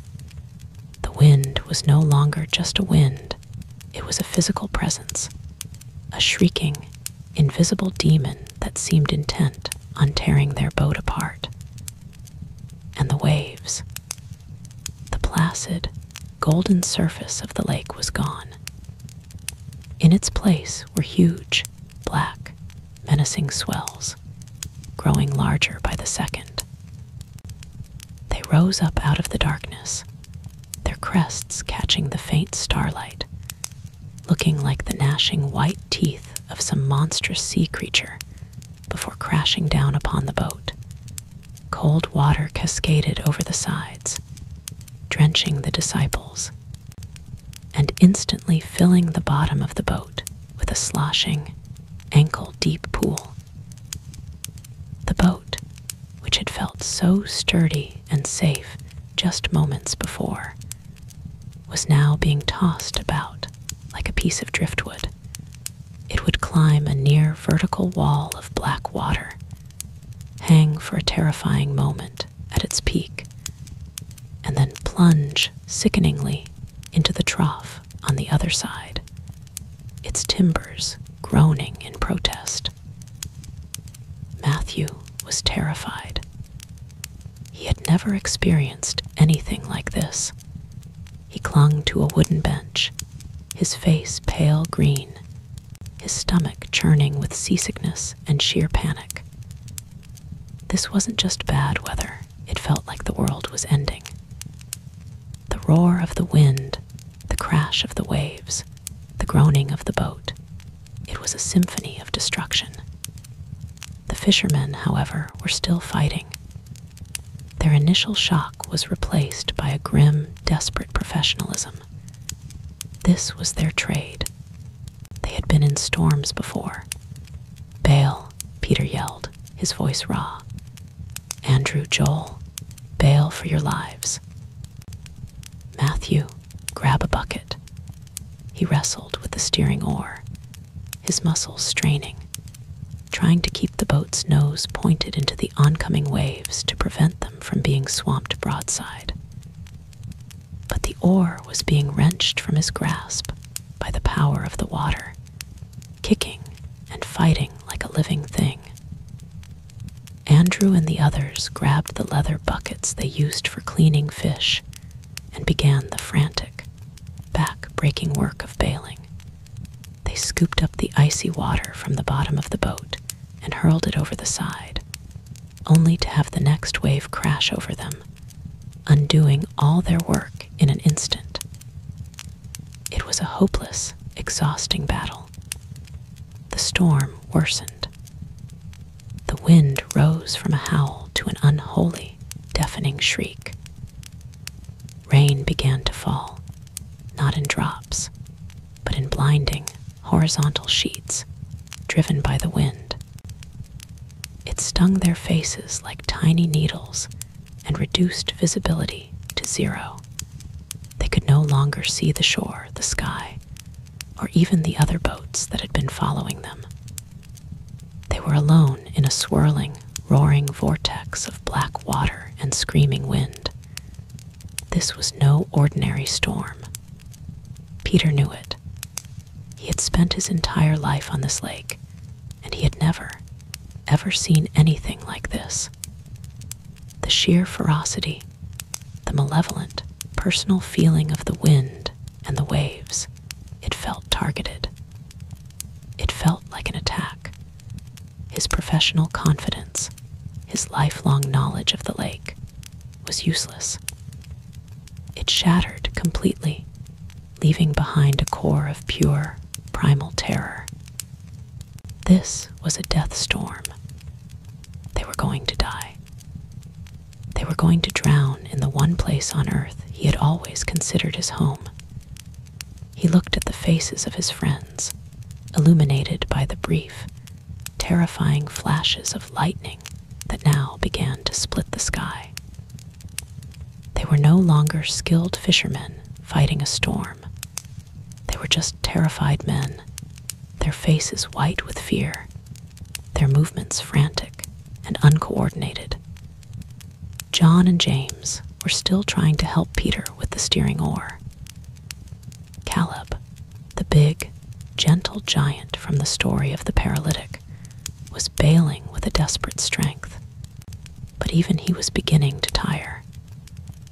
Matthew had given up bailing and was simply clinging to the mast, his eyes squeezed shut, praying. They were sinking. The water was rising faster than they could bail it out. It was up to their knees now, cold and heavy, sloshing around them, trying to drag them down. The boat felt sluggish, waterlogged. Any moment now, a wave larger than the rest would come and simply swallow them whole, pushing them under the black water to their doom. Despair settled over Peter like a wet, heavy cloak. It was over. He had failed. He had promised to bring his master safely to the other side, and now he was going to lead him and all his friends to a watery grave. And then, through the fog of his terror, a thought struck him, a thought so bizarre, so impossible, that it momentarily eclipsed his fear. Jesus. In the chaos, in the desperate fight for their lives, they had completely forgotten about him. Peter stumbled through the swirling water at the bottom of the boat, making his way to the stern. He had to hold on to the gunwales to keep from being thrown overboard. And there he saw a sight that was more shocking, more terrifying in its own way than the storm itself. Jesus was still asleep. He was lying on the cushion in the stern, his head pillowed on his arm. The wind was shrieking. The waves were crashing over the side of the boat, drenching him, and yet he slept on. He was not stirring, not moving. He was in a state of absolute peace in the very heart of the violent chaos that was about to kill them all. The sight broke something in Peter.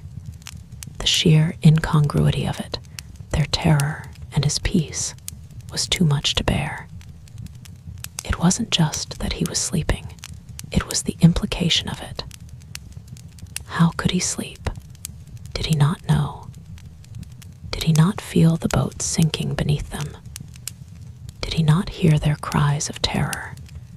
The fear in Peter's heart curdled into a kind of desperate, accusatory panic. It was a child's cry against a parent who seems not to notice their pain. He lunged forward and shook Jesus' shoulder, his grip rough with terror. "Teacher," he screamed, his voice cracking, his words almost ripped away by the wind. "Teacher, do you not care that we are perishing?" The other disciples, seeing what Peter was doing, joined in, their voices a chorus of desperation. "Master, save us. We are going to drown." Jesus' eyes opened. There was no grogginess, no confusion. He simply opened his eyes and looked at them. He saw their terrified faces, their clothes soaked, their knuckles white as they clung to the boat. He saw the water sloshing around their knees. He heard the roar of the wind and the crash of the waves. He took in the entire scene in a single, calm glance. He slowly, deliberately sat up. He did not cling to the side of the boat for support. He sat there, a point of perfect stillness in the midst of the raging storm. Then he stood up. He did not look at his disciples. He looked at the storm. He faced the shrieking wind and the mountainous black waves, and he spoke. He did not shout to be heard over the din. He spoke in a voice of calm, absolute authority, as a master speaks to a disobedient dog. He rebuked the wind. Then he looked at the raging water and said 2 words, "Peace, be still." The effect was not gradual. It was instantaneous and absolute. The wind did not die down. It stopped. One moment, it was a deafening physical assault. The next, there was a profound, shocking silence. The great, roaring voice of the storm was choked off, as if a hand had been clamped over its mouth. The waves did not slowly subside. They collapsed. The massive, churning mountains of water flattened, the rage gone out of them, until the surface of the lake was once again like glass, shimmering under the newly revealed stars. The sky cleared. The black, boiling clouds vanished, as if they had never been. A great calm descended. A calm so deep, so sudden, so unnatural. It was in its own way more terrifying than the storm had been. The only sounds were the gentle lapping of water against the hull of the boat, the dripping of water from the ropes and the mast, and the ragged, gasping breaths of the 12 disciples. They stared, their mouths agape, their eyes wide with disbelief. They looked at the placid water. They looked at the starry sky. The world had been remade in an instant by 2 words from his lips. Then, in the eerie, holy silence, Jesus turned to them. The look on his face was not one of triumph or anger. It was one of gentle, sorrowful disappointment.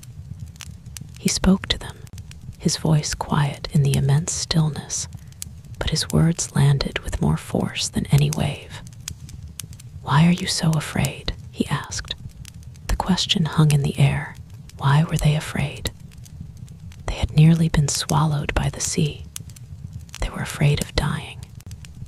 It seemed like a ridiculous question, but they knew deep down that wasn't what he was asking. He followed it with another, even more piercing question. "Have you still no faith?" And there it was, the heart of the matter. It wasn't their fear of the storm that was the problem. It was their fear of the storm while he was with them. They had the creator of the universe, the very word through whom the winds and the waves were made, asleep on a cushion in their boat, and they had still believed they could perish. Their fear was not a testament to the size of the storm, but to the smallness of their faith. They had seen him heal the sick, cast out demons, even command a man's paralyzed limbs to obey. But they had not yet understood that the same authority extended to the very fabric of creation itself. They had no answer for him. They could only stare, their minds reeling. The fear of drowning was gone, but it had been replaced by something far more profound. A different kind of fear. A holy fear. An awe that trembled on the edge of terror. They were not in a boat with a great teacher. They were not in a boat with a powerful healer. They were in a boat with a man who could speak to the wind and the sea, and they obeyed him. The implications of that were staggering, world-altering. No one spoke for the rest of the journey. What could they say? Peter sat, his hands limp, the steering oar forgotten. The others huddled together, not for warmth, but as if the sheer magnitude of what they had just witnessed was too much to bear alone. They looked at Jesus, who had sat down again in the stern, a figure of immense and tranquil power. And they looked at each other, their faces pale in the starlight, and they whispered the question that now eclipsed every other thought in their minds. "Who then is this?" they murmured to one another, their voices full of a new and trembling wonder, that even the wind and the sea obey him. The boat continued its journey across the now perfectly calm water, scraping gently onto the gravelly shore of the country of the Gerasenes. They had reached the other side, but the men who stepped out of the boat were not the same men who had stepped into it. They had crossed more than just a lake that night. They had crossed a threshold in their understanding, a boundary between what they thought they knew and a reality so vast and so powerful it would take them the rest of their lives to even begin to comprehend. The awe of that night on the water, the night the wind and waves had bowed to a single command, did not easily fade. It lingered with the disciples, a new and weighty presence in their midst. They had stepped out of Peter's boat onto the foreign shore of the Decapolis as changed men. Their understanding of their master fractured and reformed into something infinitely larger and more terrifying. They looked at him differently now, with a fear that was mingled with a worship so profound it left little room for their old, easy familiarity. The man who could nap through a tempest and then silence it with a word was not merely a great teacher. He was Lord over the very elements of creation.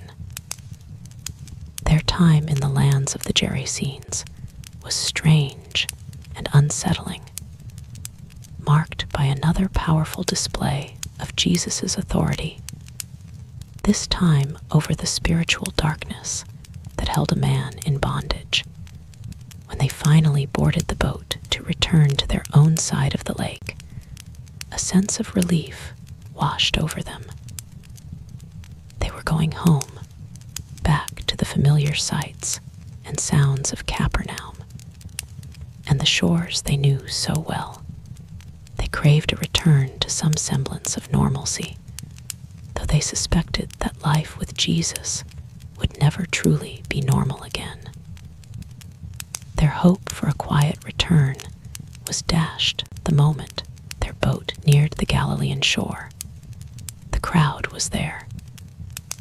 It was as if they had never left.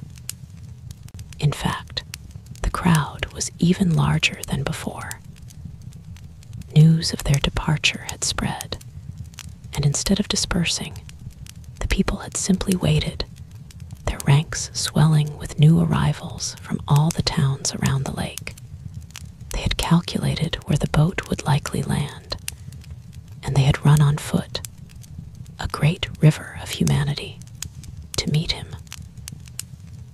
When they saw his boat approaching, a great roar of welcome and expectation went up from the thousands gathered on the beach.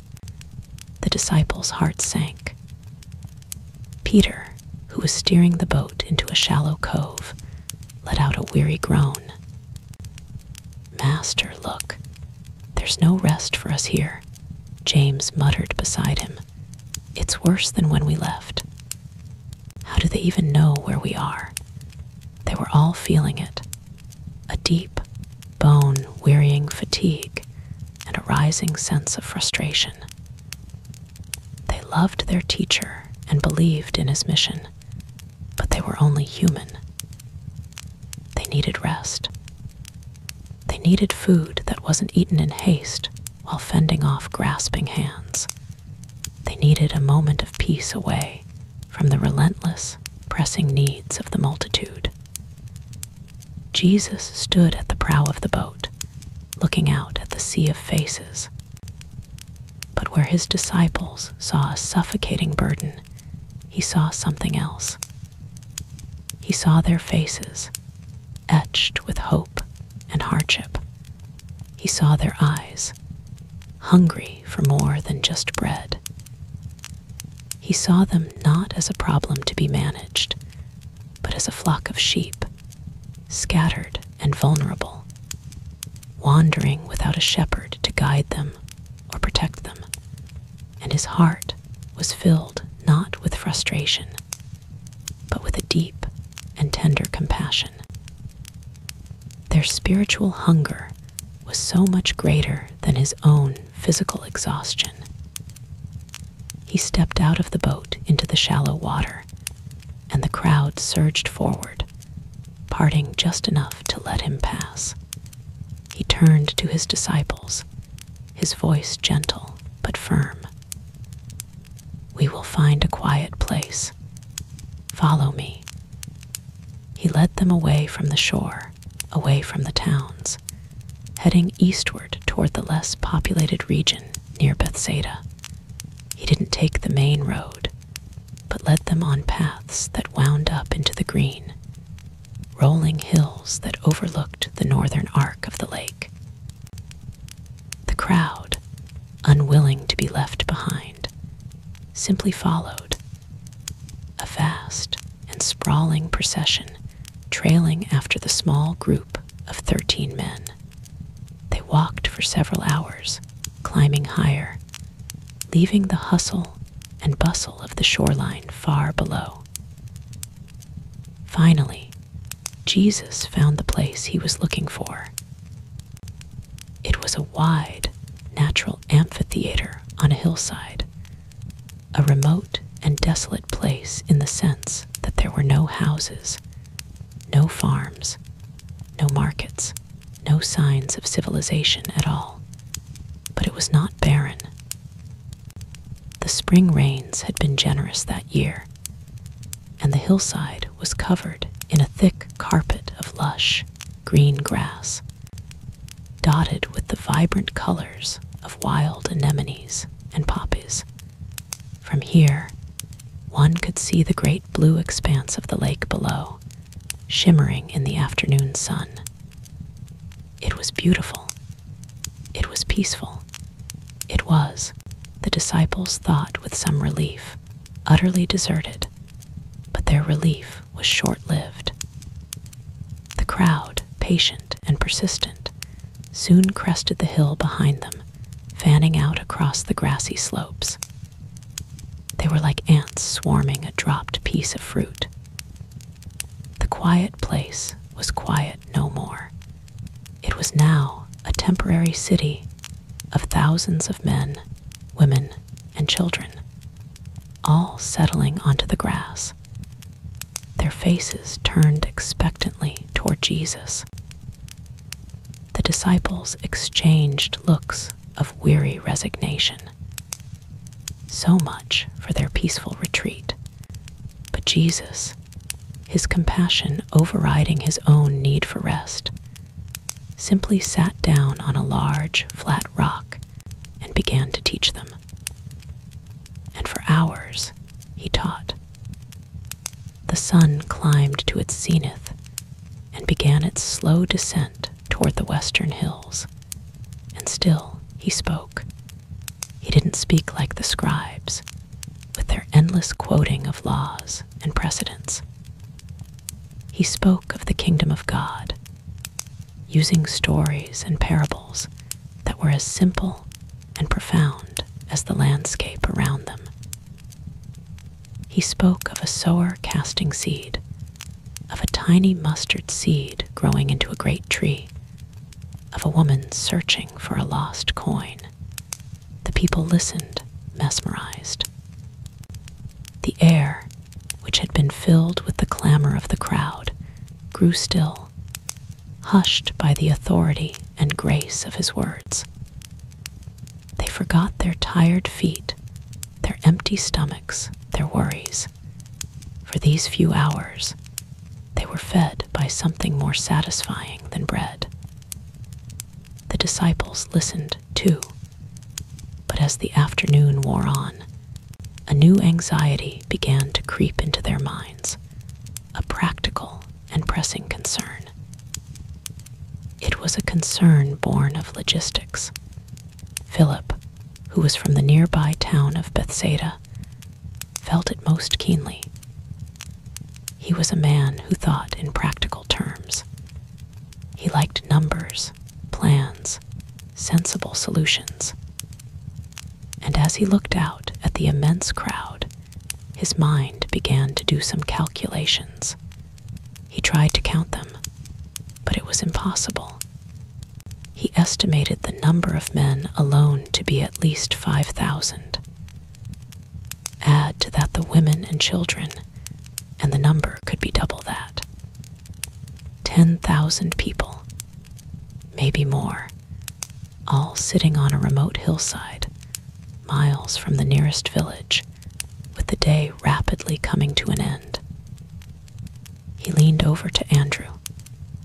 "This is a problem," he whispered, nodding toward the crowd. "Look how late it's getting. They've been here all day. They have nothing to eat. The children are getting restless."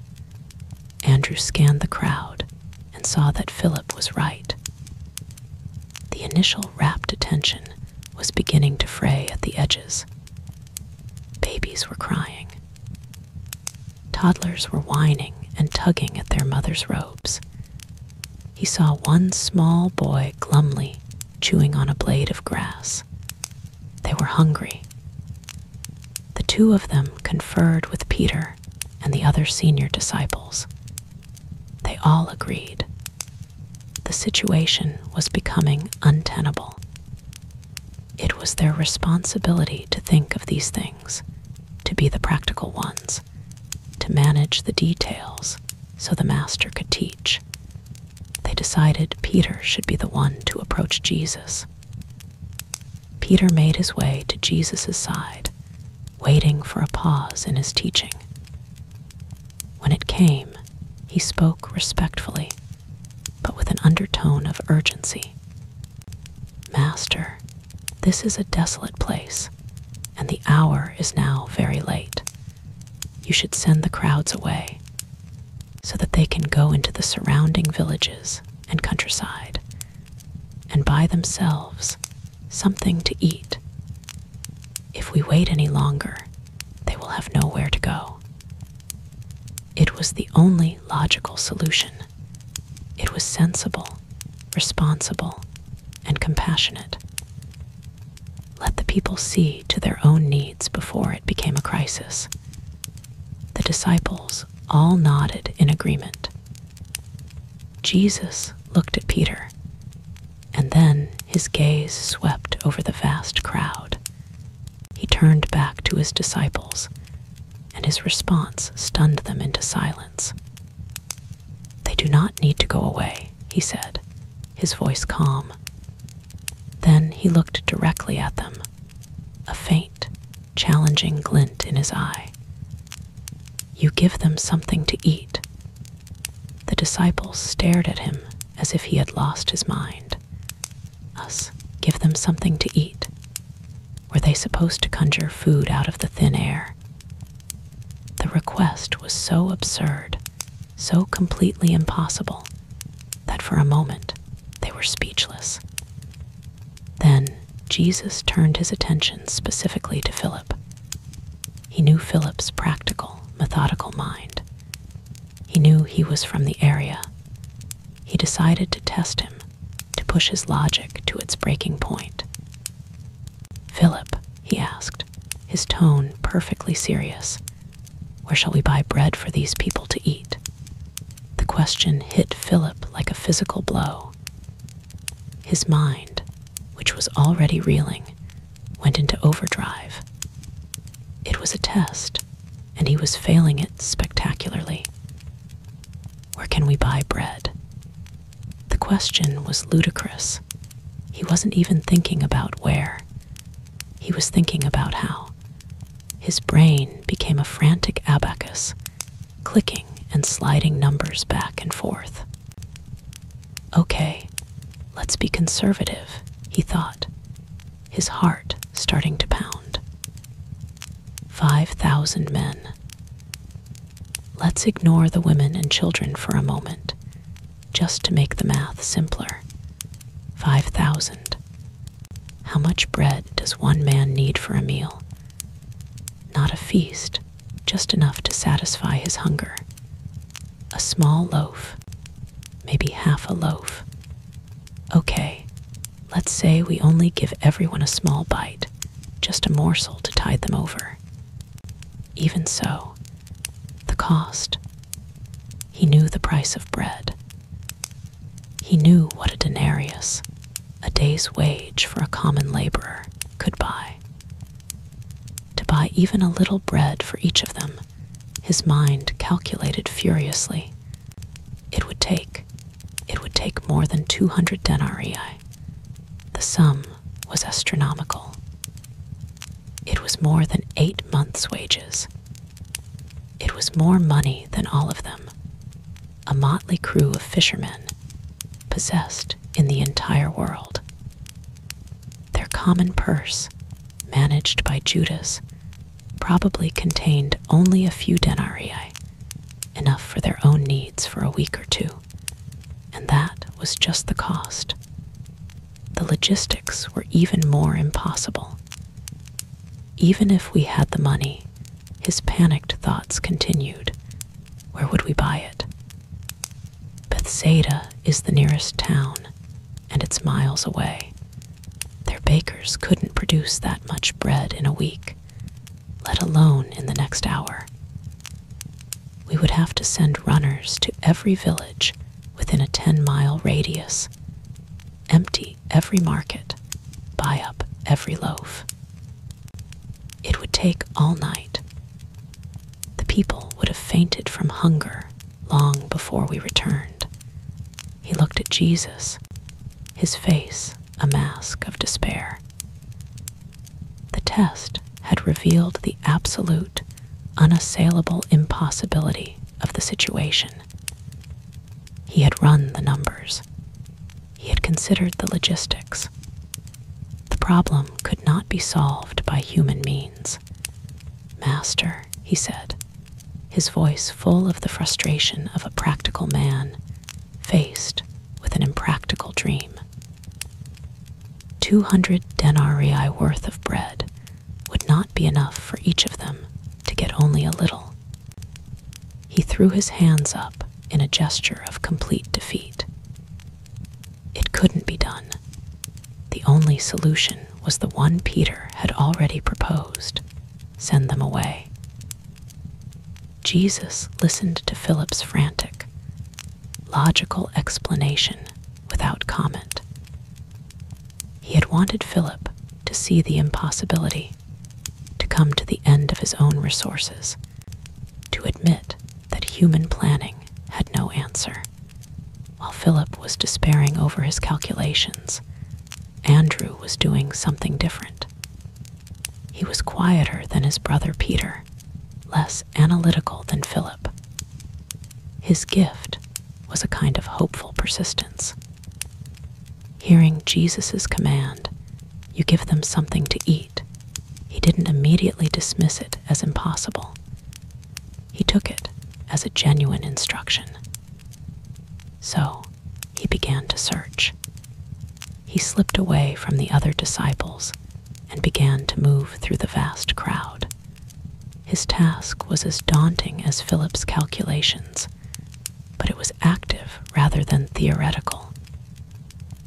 He walked among the groups of people sitting on the grass, his eyes scanning, his voice quiet and hopeful. "Excuse me," he would say to a family. "Do you have any food to share?" He was met with polite headshakes, apologetic smiles. "No, we ate what we brought hours ago. We didn't think to bring anything. We thought we would be home by now." He moved from group to group. 100 no's. 1,000. The sheer scale of the need was overwhelming. For every person he asked, he saw 10 more, 100 more, all with the same tired, hungry look. His initial hope began to wane. Philip was right. This was impossible. He was about to give up and return to the others with a report of his failure when he saw him. A young boy, perhaps 10 or 11 years old, sitting between a man and a woman who looked to be his parents. While the other children were growing fussy, this boy was sitting quietly, and in his lap he held a small cloth bundle. Andrew's heart gave a little leap. It was a long shot, but it was something. He knelt down beside the family. "Peace be with you," he said with a warm smile. The boy's father, a kind-faced man with a weathered beard, nodded back. "And with you, I have a strange question," Andrew said. "I am one of the teacher's disciples. We are trying to find some food. Does your son, by any chance, have anything in his bundle?" The boy, whose name was Benjamin, clutched his small parcel a little tighter. His mother had packed it for him that morning. It was his lunch, his own special meal. He looked up at his father, his eyes wide and uncertain. His father smiled gently at him. "Benjamin, show the man what you have." Slowly, hesitantly, Benjamin unwrapped the cloth. Inside lay his meager provisions. There were 5 small, flat, round loaves of barley bread. This was the bread of the poor, coarse and filling, but not the fine wheat bread of the wealthy. And beside the loaves were 2 small, dried fish, probably sardines from the lake, pickled in salt to preserve them. It was a child's humble lunch, just enough for one growing boy. Andrew looked at the small meal. 5 little cakes of bread and 2 fish that were barely bigger than his finger. His heart, which had leaped with hope, now sank with the sheer inadequacy of it. "May we have it?" Andrew asked, feeling foolish. For the teacher, Benjamin looked from the disciple's pleading face to his small lunch, and then to his father. His father simply nodded, leaving the decision to him. It was a big moment for a small boy. This was his food. He was hungry too. But the teacher, the man with the kind eyes and the wonderful stories, needed it. With a deep breath, the boy picked up the bundle and held it out to Andrew. Andrew took the small meal, his hand closing around the pathetic little offering. He felt a surge of affection for the boy's simple, trusting generosity. "Thank you," he said, his voice thick with emotion. "Thank you, Benjamin." He made his way back to Jesus and the other disciples, carrying the boy's lunch. Philip saw him coming and the small bundle in his hand. "What's that?" he asked, a hint of derision in his voice. "Did you find enough for everyone?" Andrew opened his hand. "There is a boy here," he said, his voice a mixture of hope and embarrassment, "who has 5 barley loaves and 2 small fish." He paused, looking from the tiny meal to the vast crowd, the absurdity of it washing over him. He finished with a shrug of helplessness. But what are they for so many? It was the perfect question. What could this tiny offering possibly do in the face of such overwhelming need? It was nothing. It was less than nothing. It was a statistical irrelevance. But Jesus didn't see a statistical irrelevance. He saw a gift. He saw a child's trust. He saw a seed of faith. He smiled, and to the disciples' astonishment, he said, "Bring them here to me." Then he gave another command, one that seemed just as strange as the first. "Have the people sit down in groups on the green grass." The disciples were bewildered. "Sit them down." "Why?" they to sit down and be told there was no food? It seemed like a recipe for a riot, but the authority in Jesus' voice was undeniable.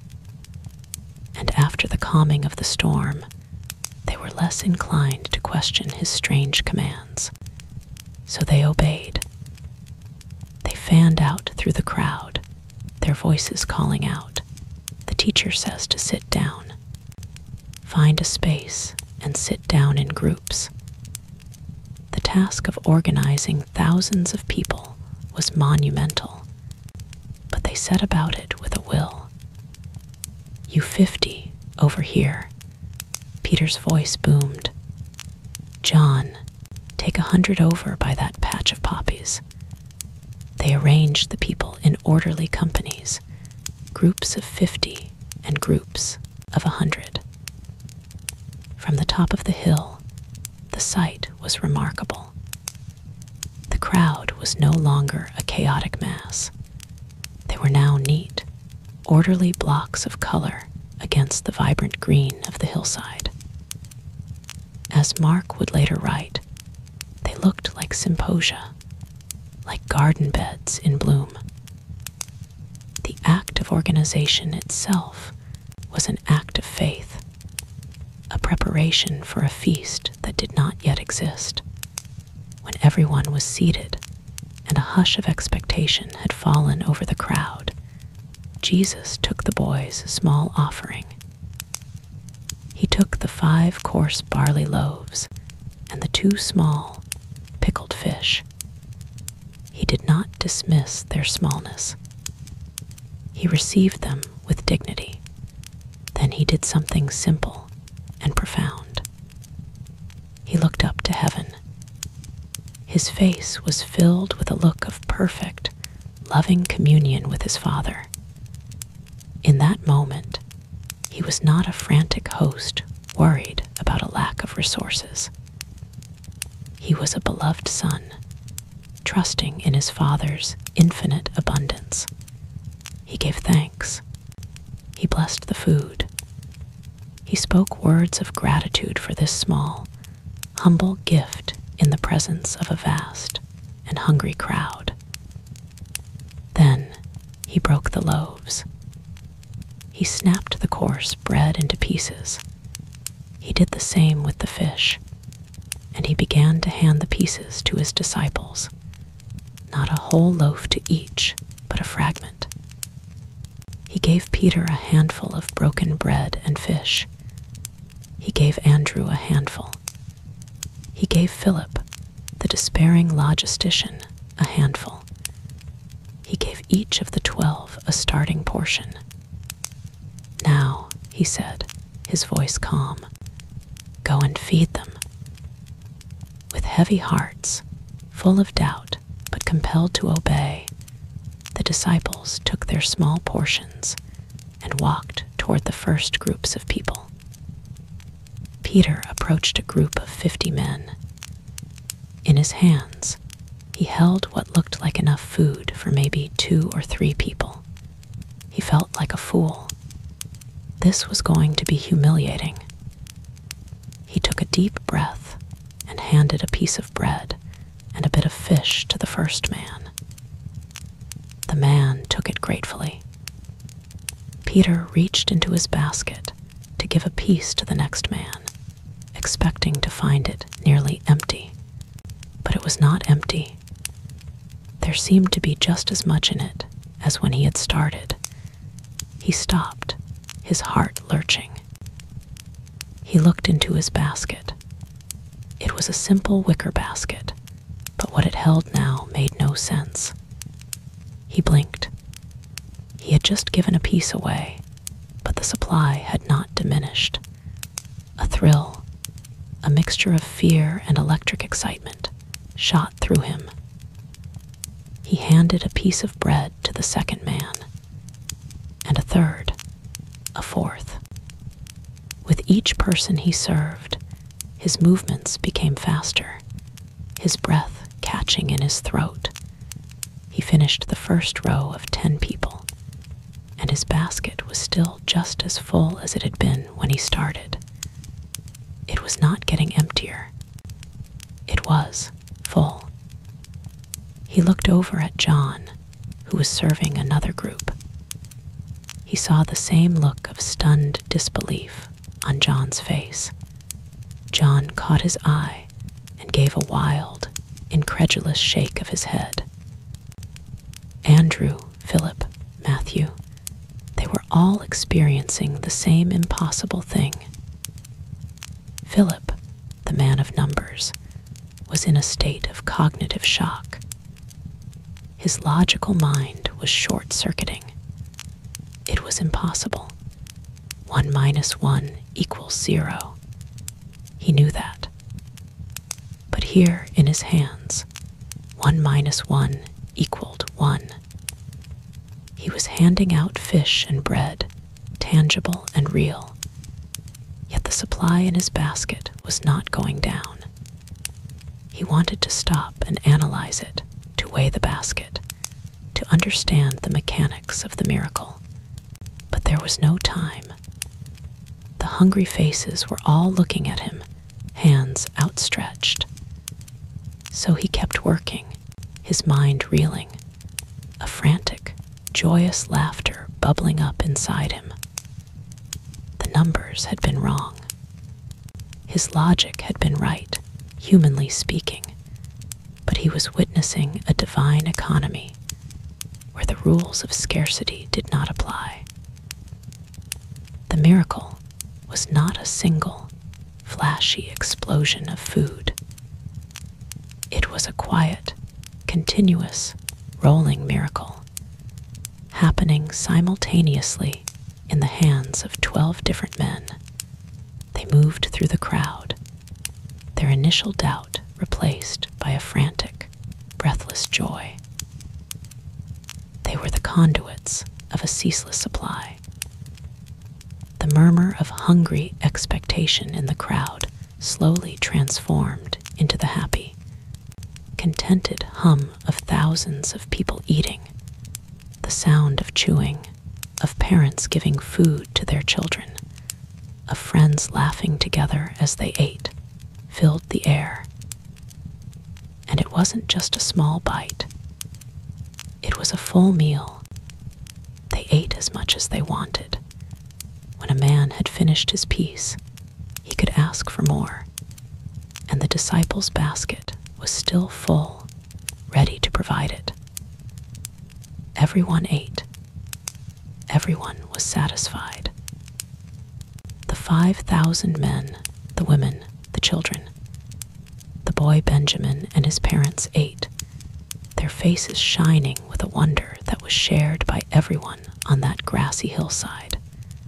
They were all partaking of a feast that had sprung from a single child's lunch. Finally, the last person had eaten their fill.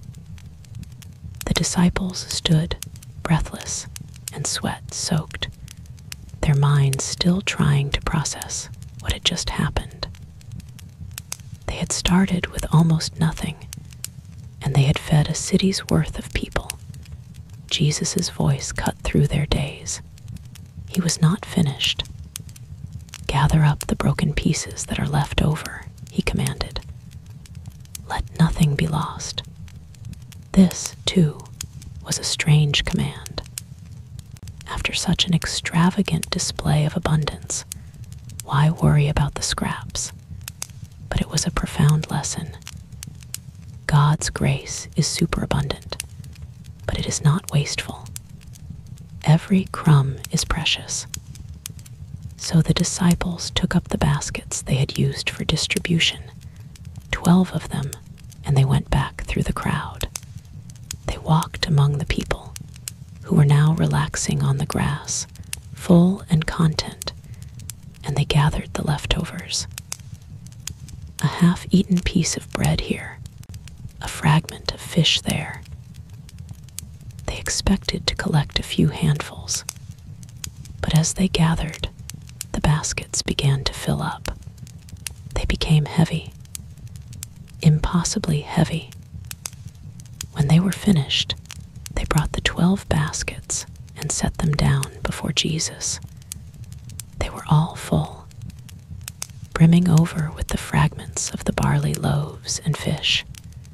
They had started with one small lunch that fit in a boy's hands, and they had ended with 12 baskets of leftovers. There was more at the end than there had been at the beginning. The disciples just stared at the 12 baskets, one for each of them. It was the final, irrefutable proof of the miracle. It was a tangible symbol of the impossible, overflowing abundance they had just been a part of.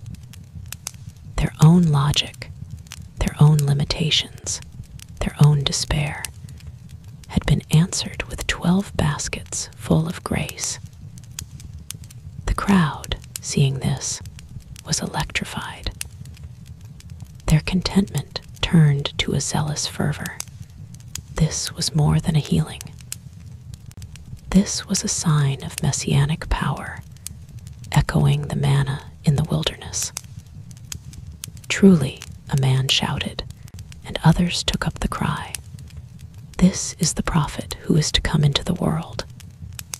The cry turned into a chant, a political demand. Make him king. He will be our king. He can feed our armies. He will deliver us from Rome. The crowd began to surge forward, their intention clear. They were going to seize him and make him their king by force. But Jesus would have none of it. That was not the kind of king he had come to be. He immediately sent his disciples away, compelling them to get into the boat and go back across the lake without him. Then, before the crowd could enact their plan, he slipped away from them and withdrew up the mountain by himself to be alone with his Father. The disciples, left with the 12 baskets and the memory of that day, rowed out onto the lake, their minds and hearts full to bursting. They had seen his power over the human body, over the spiritual realm, over the wind and the waves. Now they had seen his power over matter itself, a power not of mere magic, but of infinite, compassionate, creative supply. They had learned that in the hands of their master, a little was more than enough, and that with God, there is always more than enough. The feeding of the 5,000 was a miracle of such staggering public scale that it could not be ignored. It was no longer a private healing or a story whispered among a small band of followers. It was a defining event witnessed by a multitude. The name of Jesus of Nazareth was now on every tongue in Galilee, spoken with a mixture of awe, hope, and a zealous political fever. The people, their bellies full and their imaginations ignited, had tried to make him a king by force, to channel his divine power into their own dreams of national liberation. Jesus had refused this crown, slipping away to the solitude of the mountains. But the incident sent shockwaves that traveled far beyond the grassy hillside. The news raced south, along the trade routes and pilgrim paths, all the way to the heart of Judea, to the temple courts and council chambers of Jerusalem. There, the name of Jesus was spoken not with hope, but with growing alarm. The chief priests and the Pharisees, the guardians of the nation's religious and political stability, heard these reports with grim faces. A new prophet in Galilee was one thing, a man who could command the loyalty of thousands, who could feed an army from a boy's lunch, was another. This was a threat.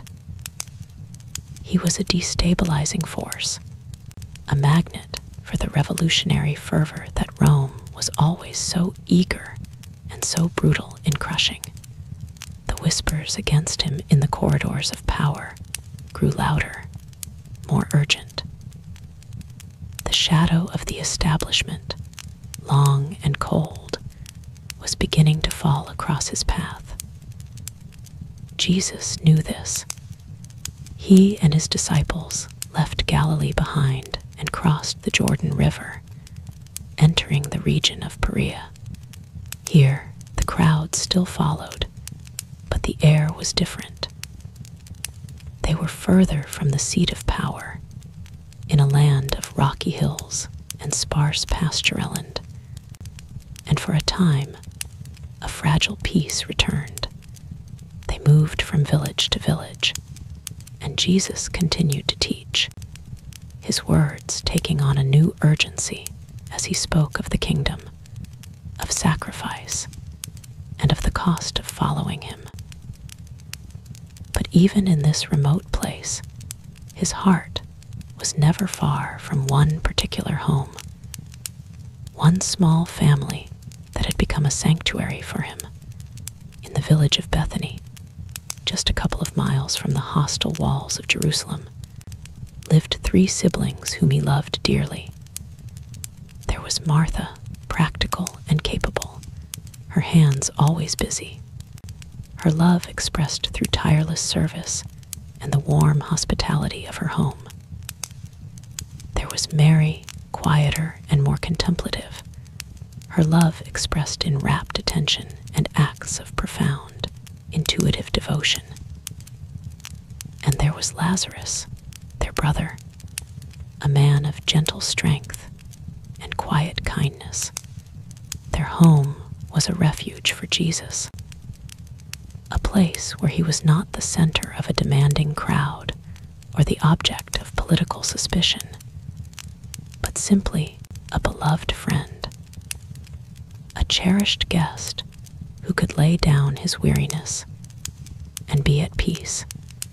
It was into this peaceful rhythm that a messenger arrived, his face etched with worry, his clothes covered in the dust of a long and urgent journey.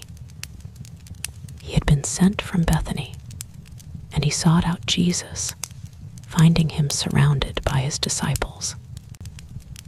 The man bowed low, his message a short, desperate plea. "Lord," he said, his voice heavy with the gravity of his news, "he whom you love is ill." The message was elegantly simple. He did not need to say the name. Jesus knew instantly who it was. Lazarus, his friend. The words hung in the air, and a hush fell over the disciples. They too knew the family in Bethany, had enjoyed their hospitality, and had seen the unique, warm affection Jesus held for them. The disciples looked at Jesus, expecting to see an immediate reaction, a sudden departure, a word of command, a rush to the side of his ailing friend. They expected him to drop everything and race to Bethany. But Jesus' response was strange, almost unnerving in its calm. He looked at the anxious messenger and said, "This illness does not lead to death. It is for the glory of God, so that the Son of God may be glorified through it." The disciples exchanged confused glances. It does not lead to death. But the messenger had made it clear the illness was severe. How could Jesus know the outcome from so far away? And what did he mean? It was for the glory of God. It seemed a strange and almost callous thing to say about a dear friend's suffering. Then came the second, even more baffling part of his reaction. He did nothing. He acknowledged the message, thanked the messenger, and then he stayed where he was. He did not pack his bag. He did not issue instructions to leave. He continued teaching, his demeanor as serene as ever. He remained in that place for 2 more days. For the disciples, these 2 days were a quiet agony of confusion. They felt a deep sympathy for Mary and Martha, and Jesus' inaction seemed inexplicable. Every hour that passed was an hour a sick man needed him. Yet Jesus waited. Some of the disciples, however, felt a secret, guilty sense of relief. Bethany was in Judea. It was a stone's throw from Jerusalem. To go there was to walk directly into the lion's den, into the very heart of the conspiracy against him. The religious leaders there had made it clear they wanted him dead. Perhaps Jesus' delay was a form of divine prudence. Perhaps he was waiting for the danger to pass, or for Lazarus to recover on his own. But back in Bethany, Lazarus was not recovering. In the small, quiet house now filled with a heavy sense of dread, Mary and Martha were watching their brother fade. They had sent the messenger with such desperate hope. Jesus had healed so many strangers with a touch or a word. Surely he would come for his friend. Every sound from the road outside, every distant footstep, made their hearts leap. Was it him? But he did not come. The first day passed, the sun setting on their waning hope.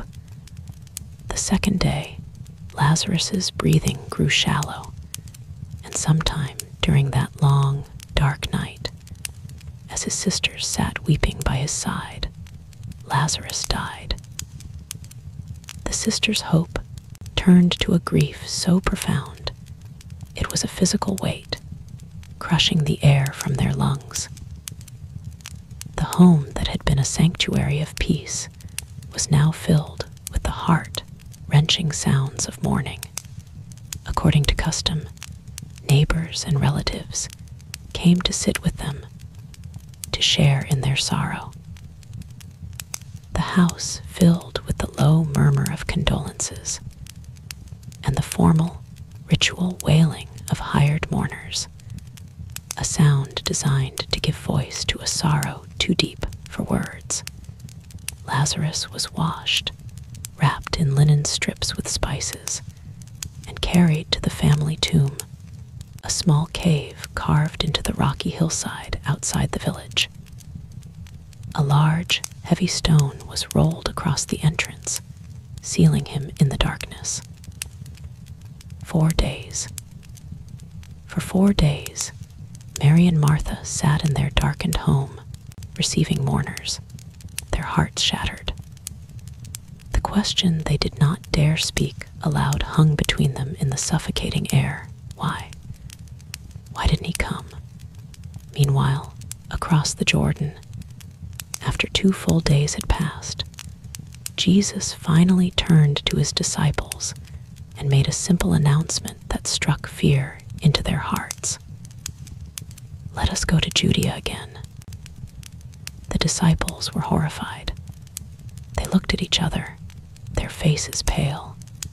Go back to Judea? Had he forgotten what happened the last time they were there?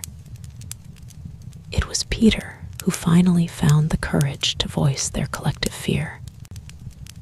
Rabbi, he stammered, just a short while ago the Jews there were seeking to stone you, and you are going there again. The other disciples murmured their agreement. It was suicide. They were his followers. If he was stoned, what would happen to them? Their fear was practical and well-founded. Jesus looked at them, his gaze steady. Are there not 12 hours in the day? He asked, a cryptic question. If anyone walks in the day, he does not stumble, because he sees the light of this world. But if anyone walks in the night, he stumbles, because because the light is not in him. He was telling them that as long as he was walking in the light of his Father's will, fulfilling the time allotted to him, no harm could truly befall him. His hour had not yet come. They must not be afraid of the darkness of men when they were walking in the daylight of God's purpose.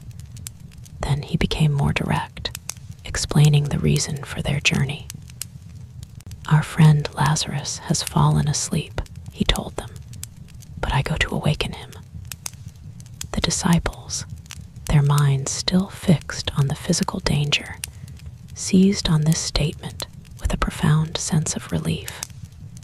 They completely misunderstood him. Asleep, said Philip, a smile spreading across his face. Lord, if he has fallen asleep, he will recover. They thought he meant that Lazarus had passed the crisis of his fever and was now in a deep, healing sleep. Of course, that's why Jesus had waited. He knew his friend would be all right. There was no need to go to Judea after all. The danger was averted. Jesus saw their naive relief and realized he had to be blunt. The gentleness left his voice, replaced by a stark and sorrowful clarity. Lazarus is dead, he said. The words fell like stones into the silence. The disciples' relieved smiles vanished. Lazarus was dead. Their friend was gone. And Jesus had known it all along. Jesus continued. His next words meant for them a lesson forged in the heart of this tragedy. And for your sake, I am glad that I was not there, so that you may believe. He was glad he hadn't been there to perform a simple healing. He had allowed this grief, this death, for a purpose they could not yet fathom, to give them a sign so powerful, so undeniable, that their faith would be cemented forever. He looked at their grieving, fearful faces. But let us go to him. The finality in his voice left no room for argument. They were going. They were walking back into the heart of danger to visit the tomb of a dead friend. A heavy, fearful resignation settled over the group. It was Thomas, the disciple so often remembered for his doubt, but who possessed a deep and gritty loyalty, who broke the silence. He looked around at the other disciples, his face grim. He knew what going to Judea meant. He saw no way out of it but death. But if his master was determined to go, he would not let him go alone. He straightened his shoulders and spoke to his companions, his voice full of a kind of courageous despair. Let us also go, he said, that we may die with him. It was a statement of profound love, a declaration that their bond with Jesus was stronger than their fear of death. And so, with heavy hearts, the small band of men set out on the long, tense journey back to Judea, back to Bethany. When they finally arrived in the vicinity of the village, they were met with the news that confirmed their fears. Lazarus had been in the tomb for 4 days.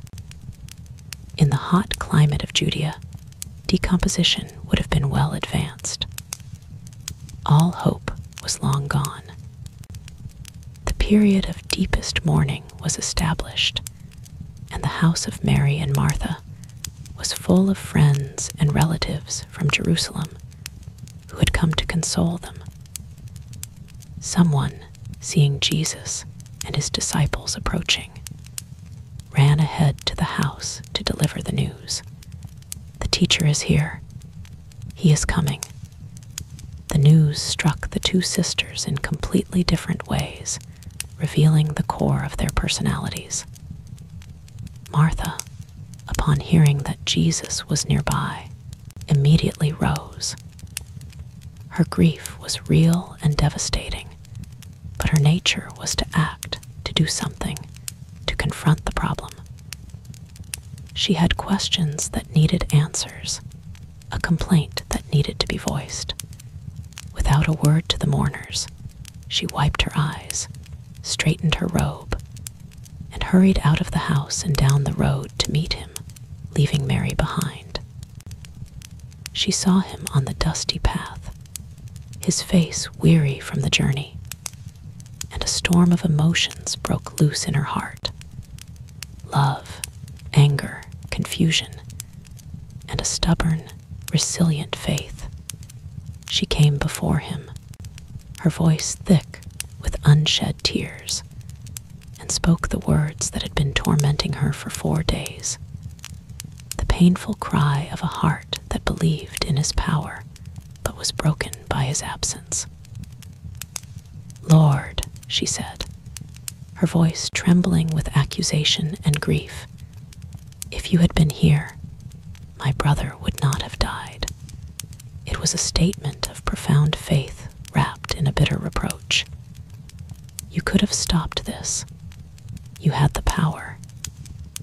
But you were not here. Then, as if catching herself, as if her deep-rooted faith could not be entirely submerged by her grief, she added, "But even now I know that whatever you ask from God, God will give you." Even now, with her brother 4 days in the tomb, a part of her still believed in the limitless possibilities of her Lord. Jesus looked at her, his heart full of compassion for her struggle. "Your brother will rise again," he said, his voice gentle. Martha nodded, her practical mind immediately placing his words into a familiar theological category. "I know that he will rise again," she replied, "in the resurrection on the last day." She believed in the great, distant, abstract promise of God for the end of time. It was the proper, orthodox belief, but it brought little comfort to her shattered heart right now. Jesus saw that she did not understand. He was not talking about a distant future. He was talking about a present reality. He looked her in the eye and made one of the most profound statements of his entire ministry. "I am the resurrection and the life," he said. His voice was not loud, but it resonated with an absolute authority that seemed to still the very air around them. "Whoever believes in me, though he die, yet shall he live, and everyone who lives and believes in me shall never die." He was telling her that the resurrection was not just an event at the end of time. It was a person. It was him. He was life itself, standing before her on a dusty road. Then he asked her the most important question of all. "Do you believe this?" The question cut through her grief and her confusion, demanding a response not from her head, but from her heart. She looked at him, at his kind, weary, powerful face, and in that moment, her faith crystallized. It moved from the abstract to the personal. Her answer was a great confession, a declaration that became a cornerstone of the faith. "Yes, Lord," she said, her voice clear and strong. "I believe that you are the Christ, the Son of God, who is coming into the world." After this profound exchange, Martha's frantic energy seemed to calm. She had done what she needed to do. "Wait here," she told Jesus. She turned and hurried back to the house. She went to her sister, Mary, who was still sitting in the house, surrounded by the mourners, lost in the silent, passive depths of her own grief. Martha leaned in and whispered to her secretly, so the others would not hear. "The teacher is here and is calling for you." That was all it took. motionless, who had not had the strength to go out and confront Jesus as Martha had done, heard that he was calling for her, and she rose immediately. Her grief was no less profound than Martha's, but her response was one of pure, obedient love. The Master was calling, and she must go. She left the house so quickly that the mourners who were with her were taken by surprise. Seeing her sudden departure, they assumed she was going to the tomb to weep there, a common practice. They rose as a group and followed her, wanting to offer their continued comfort. Mary came down the road and saw Jesus. When she reached him, her reaction was very different from Martha's. She didn't stand and question him. She simply fell at his feet, her body racked with sobs, her long hair mingling with the dust. And from this position of utter grief and worship, she spoke the very same words her sister had spoken, but they carried a completely different weight. Where Martha's words had been an accusation, Mary's were a cry of pure, broken-hearted sorrow. "Lord," she wept, her voice muffled by her tears, "if you had been here, my brother would not have died." Seeing her weeping, and seeing the crowd of mourners who had followed her also weeping in sympathy, something deep within Jesus broke. The Gospel of John says he was deeply moved in his spirit and greatly troubled. The Greek word used here is powerful and visceral. It is not a word for gentle sadness. It is a word of indignation, of anger, like the snort of a war horse. He was not just sad. He was enraged. He was filled with a holy fury at the raw, ugly, destructive power of death. He saw the devastation it wrought, the way it shattered families and broke the hearts of those he loved. He saw it as an enemy, an intruder into his Father's good creation. His anger and his grief mingled, and his deep emotion became visible to all. He asked, his voice thick, "Where have you laid him?" "Lord, come and see," they told him. They led him toward the tomb. As he walked, surrounded by the sounds of weeping, looking at the heartbroken faces of Mary and Martha, his friends, the full weight of their loss, of all human loss, settled upon him. And the Lord of life, the one who called himself the resurrection, did the most profoundly human thing. Jesus wept. Great, silent tears rolled down his cheeks and fell into the dust of the road. He was not weeping for a lost cause. He knew what he was about to do.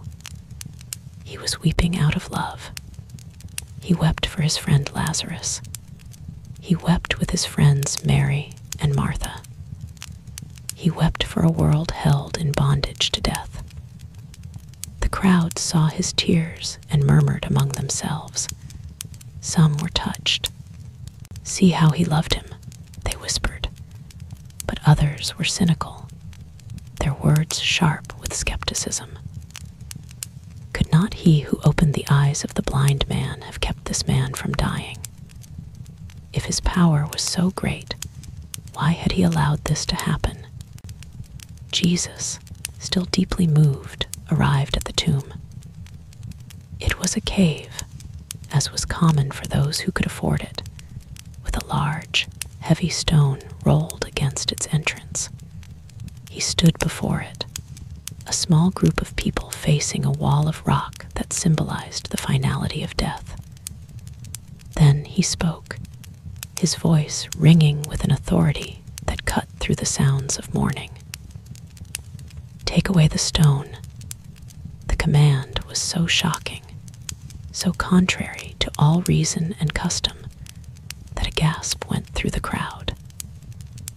It was Martha, ever the practical one, who voiced their collective horror. Her faith, which had soared so high in her confession, now crashed back to earth in the face of grim, physical reality. "Lord," she cried out, stepping forward in protest. "By this time, there will be an odor, for he has been in the tomb for 4 days." She was trying to protect him, to protect them all, from the gruesome reality of what lay behind that stone.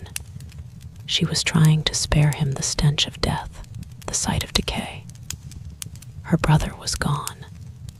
Let him rest in peace. Do not disturb the dead. Jesus turned to her, his gaze not angry, but full of a gentle, firm reminder. "Did I not tell you," he said, his voice cutting through her panic, "that if you believed, you would see the glory of God?" Martha fell silent, her protest dying on her lips. She stepped back, her heart pounding with a mixture of terror and a wild, unthinkable hope. With trembling hands, a few of the men put their shoulders to the great stone. With a low, grinding groan, they rolled it away from the mouth of the tomb, revealing a square of profound, absolute darkness. A faint, musty smell, the smell of the grave, emanated from within. The crowd drew back, holding their breath. Jesus stood before the open tomb. He lifted his face to the sky, and he prayed aloud, not because he needed to, but for the sake of the people standing there, so they would know that his power came from his Father. "Father," he said, his voice clear and confident, "I thank you that you have heard me. I knew that you always hear me, but I said this on account of the people standing around, that they may believe that you sent me." His prayer finished, he took a deep breath. He gathered all the power and authority of heaven and earth into his voice. He looked into the blackness of the tomb, into the very heart of death's domain, and he shouted, his voice a command that echoed off the rocks and pierced the veil between worlds. "Lazarus, come out." For a long, eternal moment, nothing happened. The universe seemed to hold its breath. The only sound was the wind rustling the leaves of the olive trees. The crowd stared at the black opening, their hearts frozen with anticipation. And then a shape appeared in the darkness, a figure shuffling slowly, moving from the depths of the cave into the light of day. It was a man, but a man wrapped like a mummy, bound tightly from head to foot in the linen strips of the grave. His face was obscured, covered by a separate cloth. He stopped at the entrance of the tomb, a terrifying, surreal apparition. A man still dressed for his own funeral. A collective gasp, a sound of terror and utter disbelief, went through the crowd. It was Lazarus. He was alive. Jesus looked at the bound figure of his friend, and a gentle smile touched his lips. His final command was not a shout, but a soft, tender instruction to the stunned and frozen family.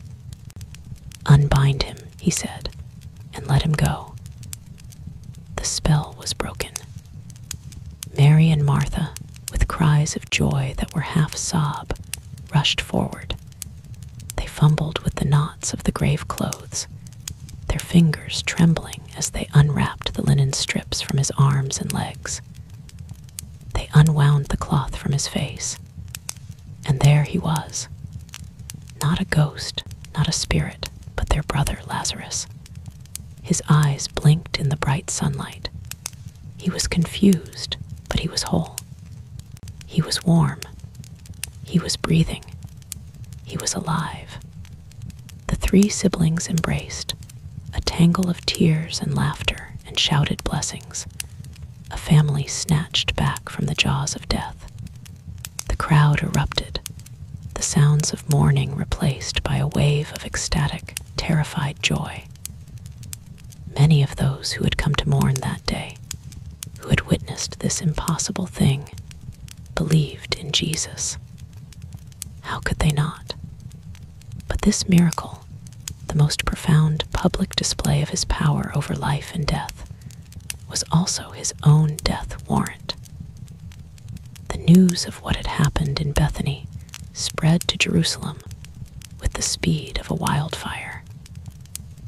The Sanhedrin, the High Council, was officially convened. Their secret whispers turned into a formal plot. This man could not be allowed to continue. He was raising the dead. He was winning the hearts of the people. He was a threat that had to be eliminated. In raising his friend to life, Jesus had revealed the full glory of God. And in doing so, he had knowingly, willingly, and lovingly set his own feet on the final path to the cross, to his own death, and to a resurrection that would change the world forever.